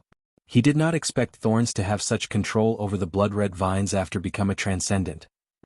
She could manipulate them just like her arm. She could withdraw them with just one thought. This was great news. With this level of control, the probability of Thorns suffering a backlash from the blood-red vines was greatly reduced. While Thorns was completely her advancement, deep in the mountains far away, like a fleeting shadow, a green streak of light flashed through the air. Upon closer inspection, it was a mantis as green as emerald. Praying mantis, Wuxia also called him the green mantis. After enduring torture for a long time, he finally chose to submit and became one of Wuxia's subordinates. He was skilled in stealth, but his explosive power was particularly impressive. He was a perfect assassin. And now he was searching for the aura of his own kind. Not only him, but most of the mutant beasts under Wuxia's command were also aiming to subdue their own kind. One reason was that their own kind spoke the same language. And the second reason was that mutant beasts had always respected the strong, so the chances of subduing their own kind were greatly increased. However, unlike other mutant beasts that were social animals, the mutant mantis family had always acted alone, to the extent that the praying mantis had searched through most of the mountains with little success. However, at this moment, a very sharp and impatient growl suddenly came from the distance. With a faint tug of his heart, the praying mantis gaze also turned toward the horizon. If I'm not mistaken, this seems to be Flathead's voice. He was no stranger to Flathead, or rather, Honey Badger, who was as stubborn as him, was in a similar situation as he was. Both of them were subdued by the divine tree. As a result, they both share a common ground. Of course, this did not mean that the praying mantis considered Honey Badger as his friend. As always, he had always been alone. While he had submitted to the divine tree, it was only due to his limited strength. He had already stated, when the day comes when he is sufficiently strong, he will leave on his own. And on this point, Wuxia had also agreed. Proud individuals like the green mantis should not have their edges dulled. And at this moment, after pondering for a while, the praying mantis let out a deep breath.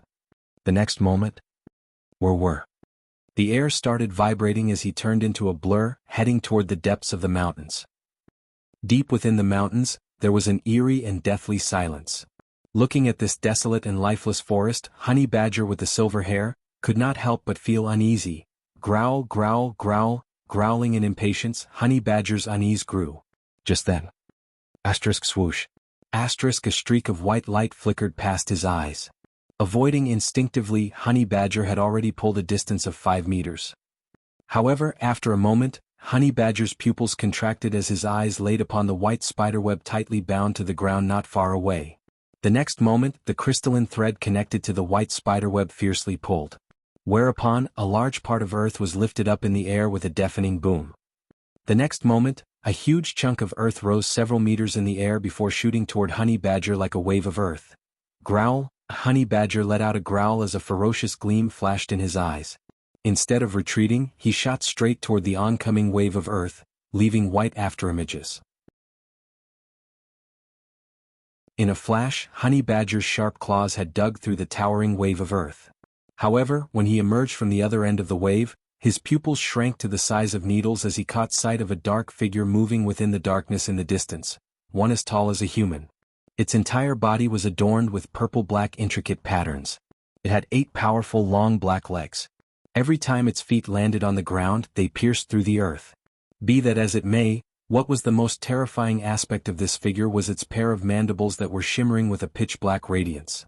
It was a mutant spider and not just an ordinary one. Just the aura radiating from this creature put it at the top of the food chain, which made Honey Badger's face turn pale. However, at this point it was too late to react already.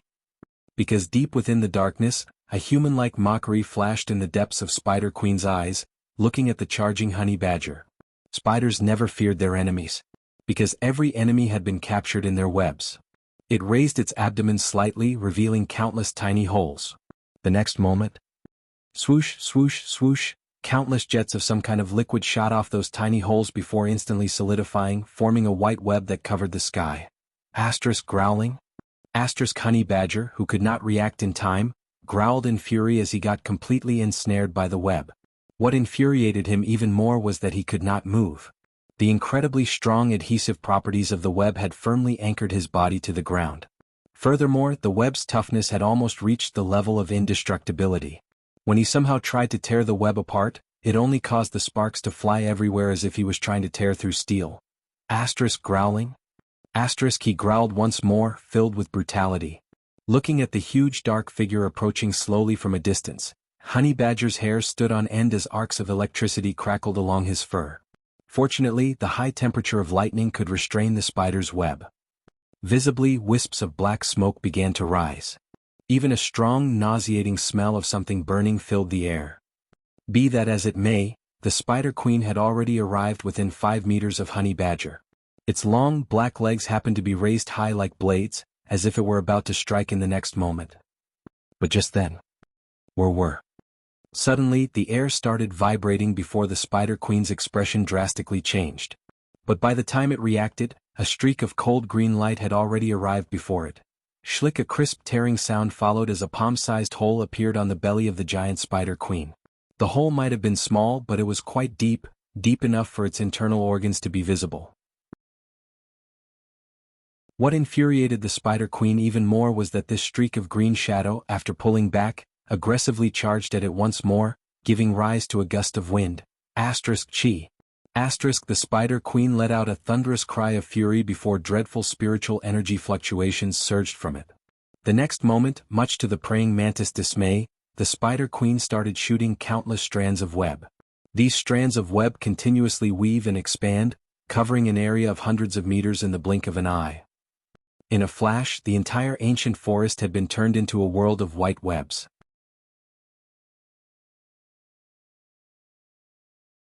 Evolution begins with a big tree, Chapter 194, Spider Sense. Asterisk growling. Asterisk another growl, bearing more fury than before, resounded across the forest. The next moment, with a thunderous roar, a silver-white bolt of lightning as thick as a water bucket illuminated the entire world of web. It was extremely scorching, hot enough to melt everything. In an instant, the spider webs were burned black. And at this moment, with a thunderous boom, Honey Badger, previously ensnared in the spiderweb, closed in on the Spider Queen. Furthermore, its sharp claws happened to be protracted, with bolts of lightning continuing to converge between his sharp claws. It looked as if he was holding lightning in his claws. It was a terrifying sight. Asterisk boom. Asterisk accompanied by a deafening clap, the impenetrable spiderweb collided with the silver-white lightning. Immediately after, the ground shook as waves of shockwaves swept through the surroundings. However, at this moment, the air suddenly started vibrating uncontrollably as the wings as delicate as cicada wings fluttered. The next moment, a cold gleam flickered in the eyes of Green Mantis before his sickle-like arms shot imperceptible wind blades. Screech! With a sharp cry, the Green Mantis turned into a streak of light and disappeared all of a sudden. Asterisk G. Asterisk the next moment, the Spider Queen let out mournful cries as a deep, gaping wound appeared on its abdomen. And at this moment, deafening crackling sounds reverberated through the forest, sounding much like cries of 1,000 birds, as a silver-white bolt of lightning as thick as water bucket struck the Spider Queen. Asterisk boom. Asterisk accompanied by a deafening clap, the entire earth trembled uncontrollably. At the same time, the colossal body of the Spider Queen was sent flying. Without saying a word, Green Mantis and Honey Badger exchanged a glance before charging at the Spider Queen in unison. Mutant beasts possessed formidable life force. Especially powerful mutant beasts like the mutant spider. They needed to at least inflict severe injuries if not kill it. Otherwise, if something unexpected happened, there would be no time for regrets. Bit by bit, time passed, and in the blink of an eye, half an hour had gone by. During this half hour, the entire ancient forest seemed to be experiencing an earthquake. The ground kept quaking incessantly.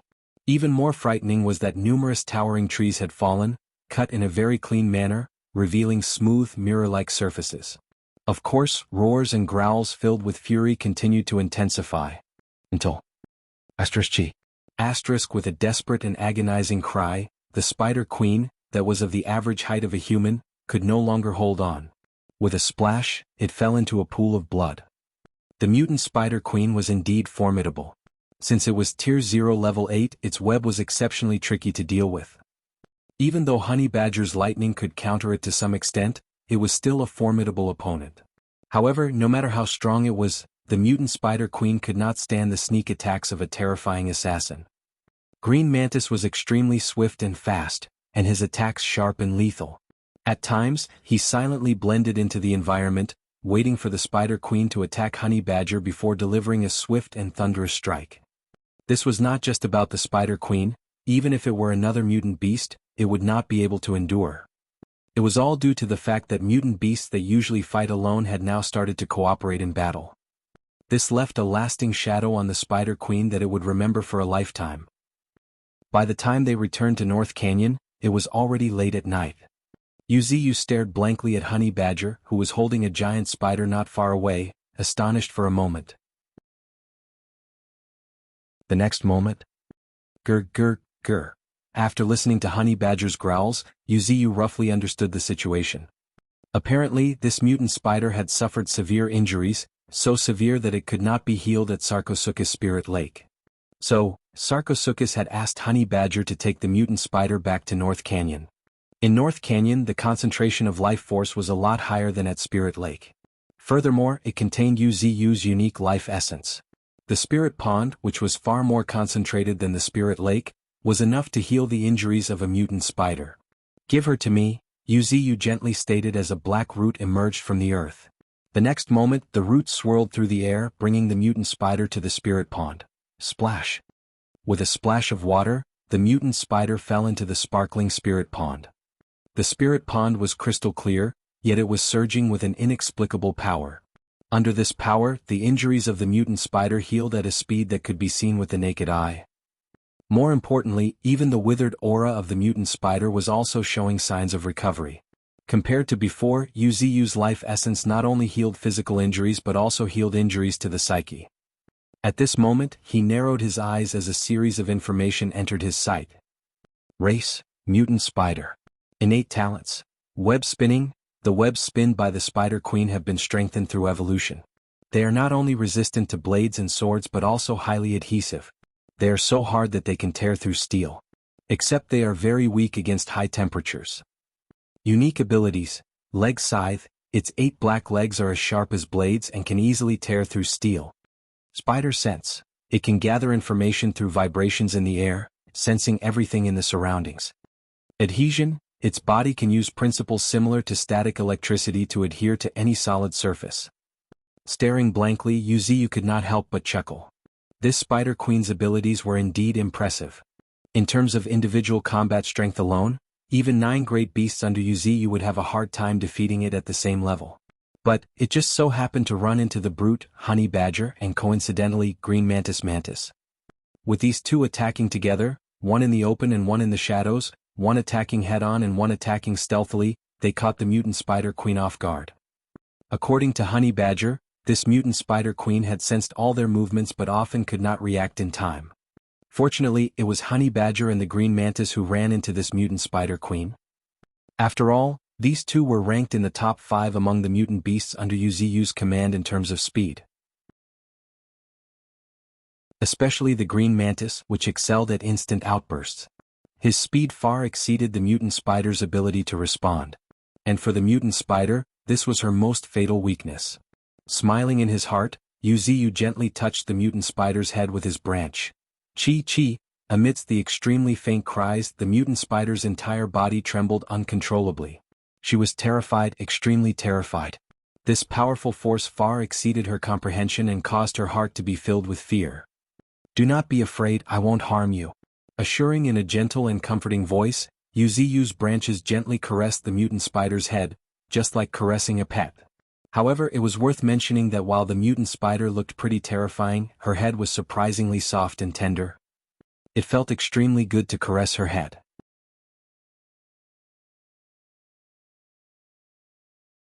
Evolution begins with a big tree, Chapter 195, The Legendary Secret Task Force. Subduing the mutant spider was not too difficult, or one could say that the green mantis and even honey badger were just special cases. At this moment, given Yuziyu's strength, even the aura he was radiating was too much to bear for Tier 0 mutant beasts. So, how could they summon the courage to resist? Submission was the inevitable choice. And the water of Yuziyu's spirit pond and the life essence further guaranteed their unwavering submission. Mutant beasts that had never survived in the wild found it difficult to appreciate the preciousness of spirit essence.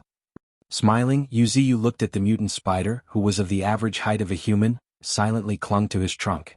It was quite interesting. Her entire body was covered in purple-black patterns. It looked mysterious and exquisite. Her 8 long black legs were extremely resilient and powerful. If it were not for the fact that the spiders naturally had large abdomens, she would have appeared quite beautiful. At this moment, as if sensing Yuziyu's scrutinizing gaze, Chi. The mutant spider made a fawning chirp before affectionately rubbing against the Yuziyu's thick trunk. "Go on, find a place to settle down." After hearing Yuziyu's instructions, the mutant spider acted upon it without a moment of hesitation. She lifted her abdomen a little before shooting a crystal-clear web. The next moment, under the pull of the web, she pulled herself into the depths of the forest. And shortly afterward, a white sheen covered an area of 100 meters in radius at a speed visible to the naked eye. Countless glistening threads intertwined with each other, weaving a huge white web in the depths of the forest. Furthermore, this huge web did not look ugly at all. On the contrary, it resembled an exquisite painting, a very refined piece of art. Meanwhile, the mutant spider was now silently lying in the center of this white web, seemingly waiting for something. She is a natural hunter. A rare praise escaped Yuziyu's lips before he cast a profound glance at the web spun by the mutant spider. That's quite good material. With a little refinement, it can surely be put to a great use. As these thoughts swirled in his mind, Thorn's spring scenery flashed in Yuziyu's mind. Speaking of which, making clothes seems like a good idea. Yuziyu's lips curled up a little as he began to cook some plans in his mind. Moreover, this little spider and Qinggang can also cooperate in building the underground city.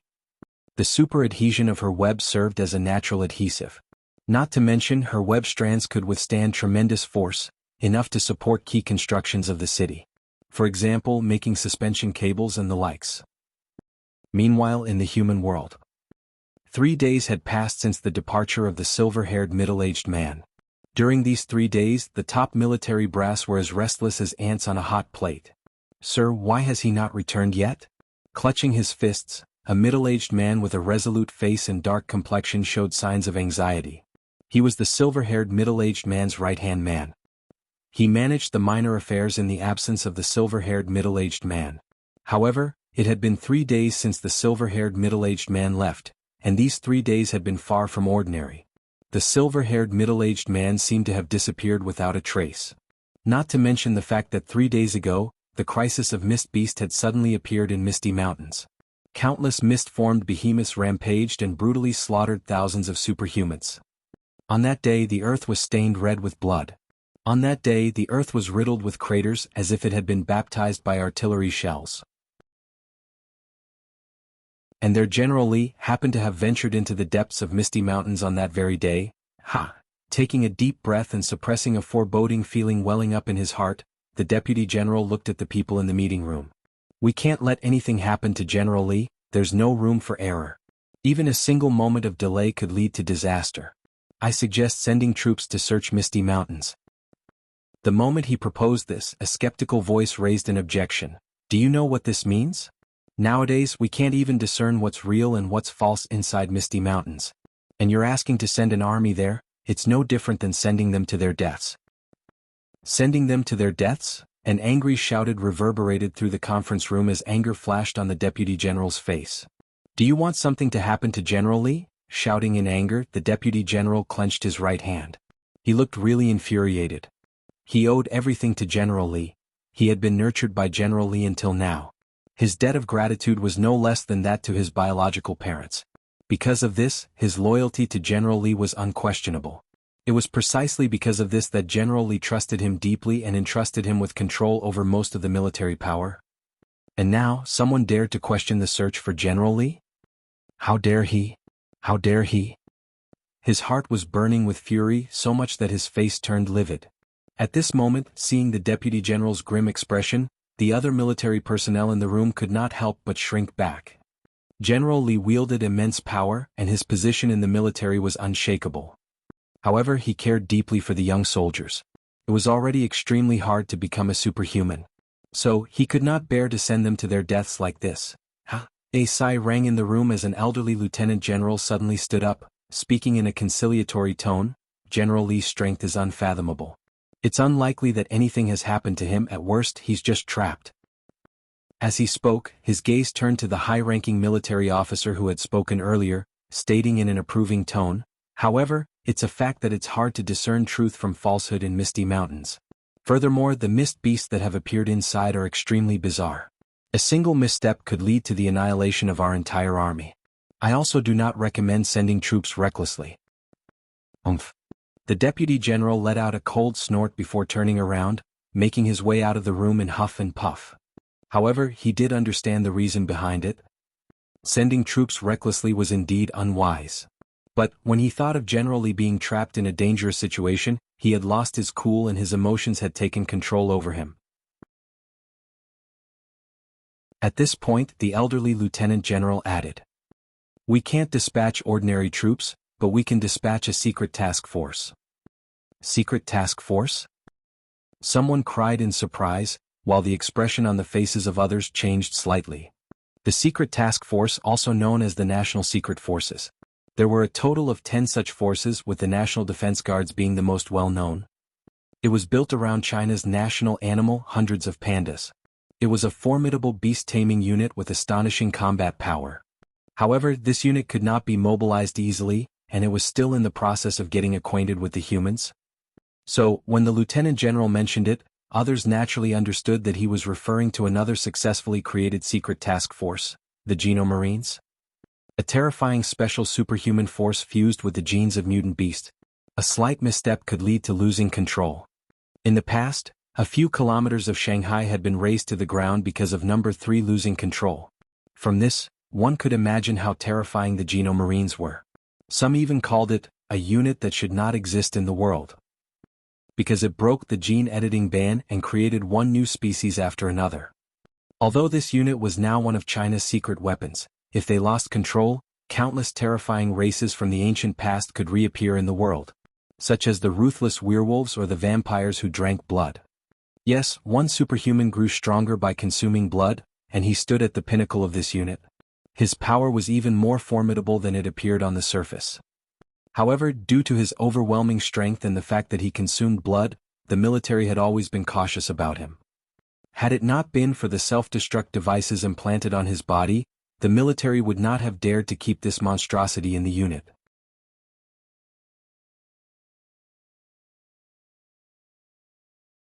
Evolution begins with a big tree, Chapter 196, sealing the colorful spiritual energy and constructing the spirit energy pool. The atmosphere in the meeting room was tense. The mere mention of the Genomarines had cast a shadow over everyone's hearts. This unit was just too terrifying and too bizarre. The military had been extremely cautious about it. It had never been deployed until now.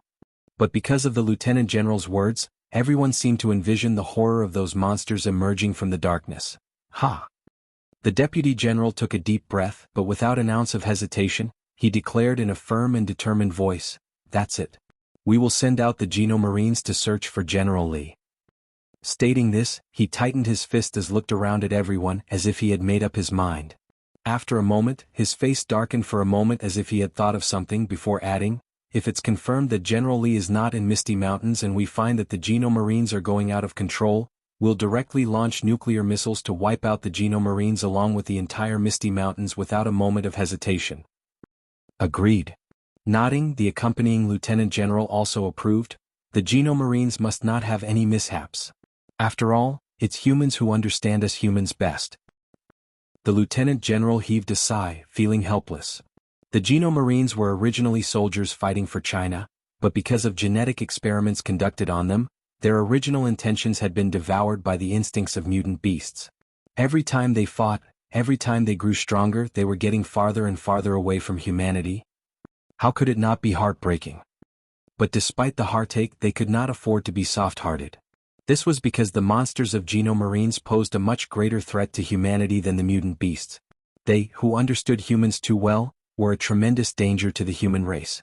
And their very existence could be called a highly evolved race that surpassed humans. This was something China and even the entire human race could not tolerate. Meanwhile, in the Eastern Theater Command, Ling Er, who had received information about the military meeting from somewhere, had a slight smile on her lips. They dare to deploy the Geno Marines and launch nuclear missiles? Muttering to herself, Ling Er's face took on a slightly strange look. The decision to launch nuclear missiles on Misty Mountains had long been made by the military. Although they knew that the mist beasts of Misty Mountains were impervious to physical attacks, they still wanted to try, holding on to a glimmer of hope. After all, there should be some basis for the existence of the mist beasts. For example, they might be relying on trees to exist or some other things. If they used the destructive power of the nuclear missiles to destroy these intermediaries, the mist beasts might also disappear. This was the military's explanation to the public. Rather than saying they were launching nuclear missiles to destroy the mist beasts, it would be more accurate to say that, under pressure, they were giving the public an explanation. The deaths of thousands of superhumans was a huge blow to China, and the military could not afford to ignore it. But, because General Li might be trapped in Misty Mountains, the decision to launch the nuclear missiles had been postponed until now. So much so that Ling Er could not help but laugh. How interesting. Ling Er made a sardonic chuckle as her face grew even colder. Nuclear missiles can't be fired. Even if Master can withstand them right now, we cannot take the risk. Besides, my juniors are also there. For example, Sarcosuchus and White Tiger. Ling Er would stop it for their sake. Well, there are also many ways to prevent the nuclear missiles from being launched. With these thoughts in mind, Ling Er slowly rose and silently blended into the darkness of the night. At this moment, at the heart of North Canyon, Yu Ziyu, who had just received news from Qing Er, was slightly taken aback. They still want to use nuclear weapons? A sigh escaped Yu Ziyu's lips, feeling a little helpless. Apparently, he had underestimated the status of nuclear weapons in the eyes of the humans.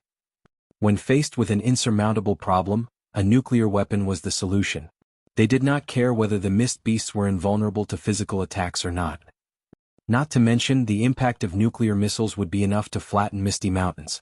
At that time, even if the mist beasts were not destroyed, they would be exposed to the world. And when the mystery was lost, they would no longer be terrifying. I did not consider this thoroughly enough. Yu Ziyu admitted his own shortcomings, but he was not too concerned. So long as the death of the silver-haired middle-aged man has not been confirmed, the humans won't fire the nuclear missiles. Furthermore, Qing Er was still on the human side, so there is nothing to worry about. With Qing Er's abilities, she could manipulate certain individuals at will. Moreover, as if he had remembered something, Yu Ziyu's eyes narrowed suddenly. He raised his gaze and looked at the night sky. Just 5 days or so left until the second wave of spiritual energy tide arrives. By then, the humans will have their hands full. Yu Ziyu sighed with emotions. He appeared to be looking forward to it. An era of rapid evolution was about to arrive. For Yu Ziyu, this was a tremendous opportunity that could propel him to a higher level. After the Tier 3 catastrophe, what humans refer to as natural disaster seems to be next. According to legends, at the natural disaster level, one undergoes a qualitative sublimation. It's no longer a great terror that can be described by words alone. It's the power of the Supreme from the myths that was akin to a natural disaster. Cough. Suddenly, a dry cough pulled Yu Ziyu out of his daydreams. After all, he only had 1 million spiritual energy at the moment. 10 million spiritual energy was bare minimum for one to step into the natural disaster class. This was the biggest reason why the more powerful one became, the greater was the disparity among their peers. Just the difference in spiritual energy alone was enough to make people despair. However, fortunately, Wuxia had taken a step ahead of many other geniuses by becoming Tier 3 transcendent way ahead of the rest. Moreover, Wuxia believed in his own strength. He believed that he was strong enough to dominate other transcendents of his level. With these thoughts swirling in his mind, Wuxia's confidence rose to another level. But before that, I need to create a spiritual energy pool. Speaking of this, Wuxia's consciousness shifted and descended into the depths of the earth. After a moment, what came into his view was a colorful hue continuously rising and spreading toward the surface of the earth. This was the five-colored spiritual energy, also known as primal spiritual energy, which was capable of causing everything to evolve, even minerals and ores. And this was also the greatest gift bestowed upon all things by heaven and earth at the beginning of the era. Wuxia heaved a long deep breath as his eyes became narrowed. After a moment, countless tree roots deep within the earth began to coil and intertwine with each other, forming a massive ring. Lock! Shouting loudly, his vast spiritual energy surged like the sea. Boom! With a deafening boom, the depths of the earth suddenly shook. If one could look around, they would witness that a massive ring made from the intertwining of roots had created a thick and solid barrier of spiritual energy. Spiritual energy barrier, a remarkable ability that transformed concentrated spiritual energy into a substantial, nearly solid barrier. When he had seen the silver-haired middle-aged man use it before, Wuxia had learned a thing or two from him. By the looks of it, it was working quite well. The spiritual energy barrier was as thick as a finger, and happened to be sparkling with countless crystal-like particles, making it look quite impressive. Locking this much colorful spiritual energy should be enough. Saying this, Wuxia's gaze turned toward the massive spiritual energy pool in the depths of the earth, which was the size of several football fields. The primary function of this spiritual energy pool was to lock the colorful spiritual energy. The colorful spiritual energy could invade anything, which was undoubtedly a good thing. However, its rate of dissipation was also terrifying. Every time it rose a bit toward the surface, its concentration would decrease by 1 point. Presumably, it would not be long before the colorful spiritual energy would become scarce in the entire world. For this reason, Wuxia used a significant amount of spiritual energy pool to create this spiritual energy pool, locking tons of colorful spiritual energy. It would be a waste for such a valuable primal spiritual energy to dissipate. Moreover, Wuxia had other future plans for the colorful spiritual energy. However, sealing off the colorful spiritual energy came at a cost. Right now, Wuxia could clearly feel a large amount of his spiritual energy surging out of his body to form the spiritual energy barrier every moment. Fortunately, as a Tier 3 transcendent, the recovery speed of his spiritual energy was sufficient to keep up with the current consumption. This was also the reason why Wuxia did not seal more colorful spiritual energy. Sealing any more would result in a situation where his recovery of spiritual energy could not keep up with the consumption, which was undesirable. You're tuning in to the Han Li's Wuxia Adventures YouTube channel. We're so grateful for your support, and don't forget to subscribe to join us on this incredible journey through captivating stories. Your generosity through donations truly makes a world of difference, as it's the primary source of revenue that allows me to expand and enhance this channel for you. Thank you from the bottom of my heart for being a part of this adventure.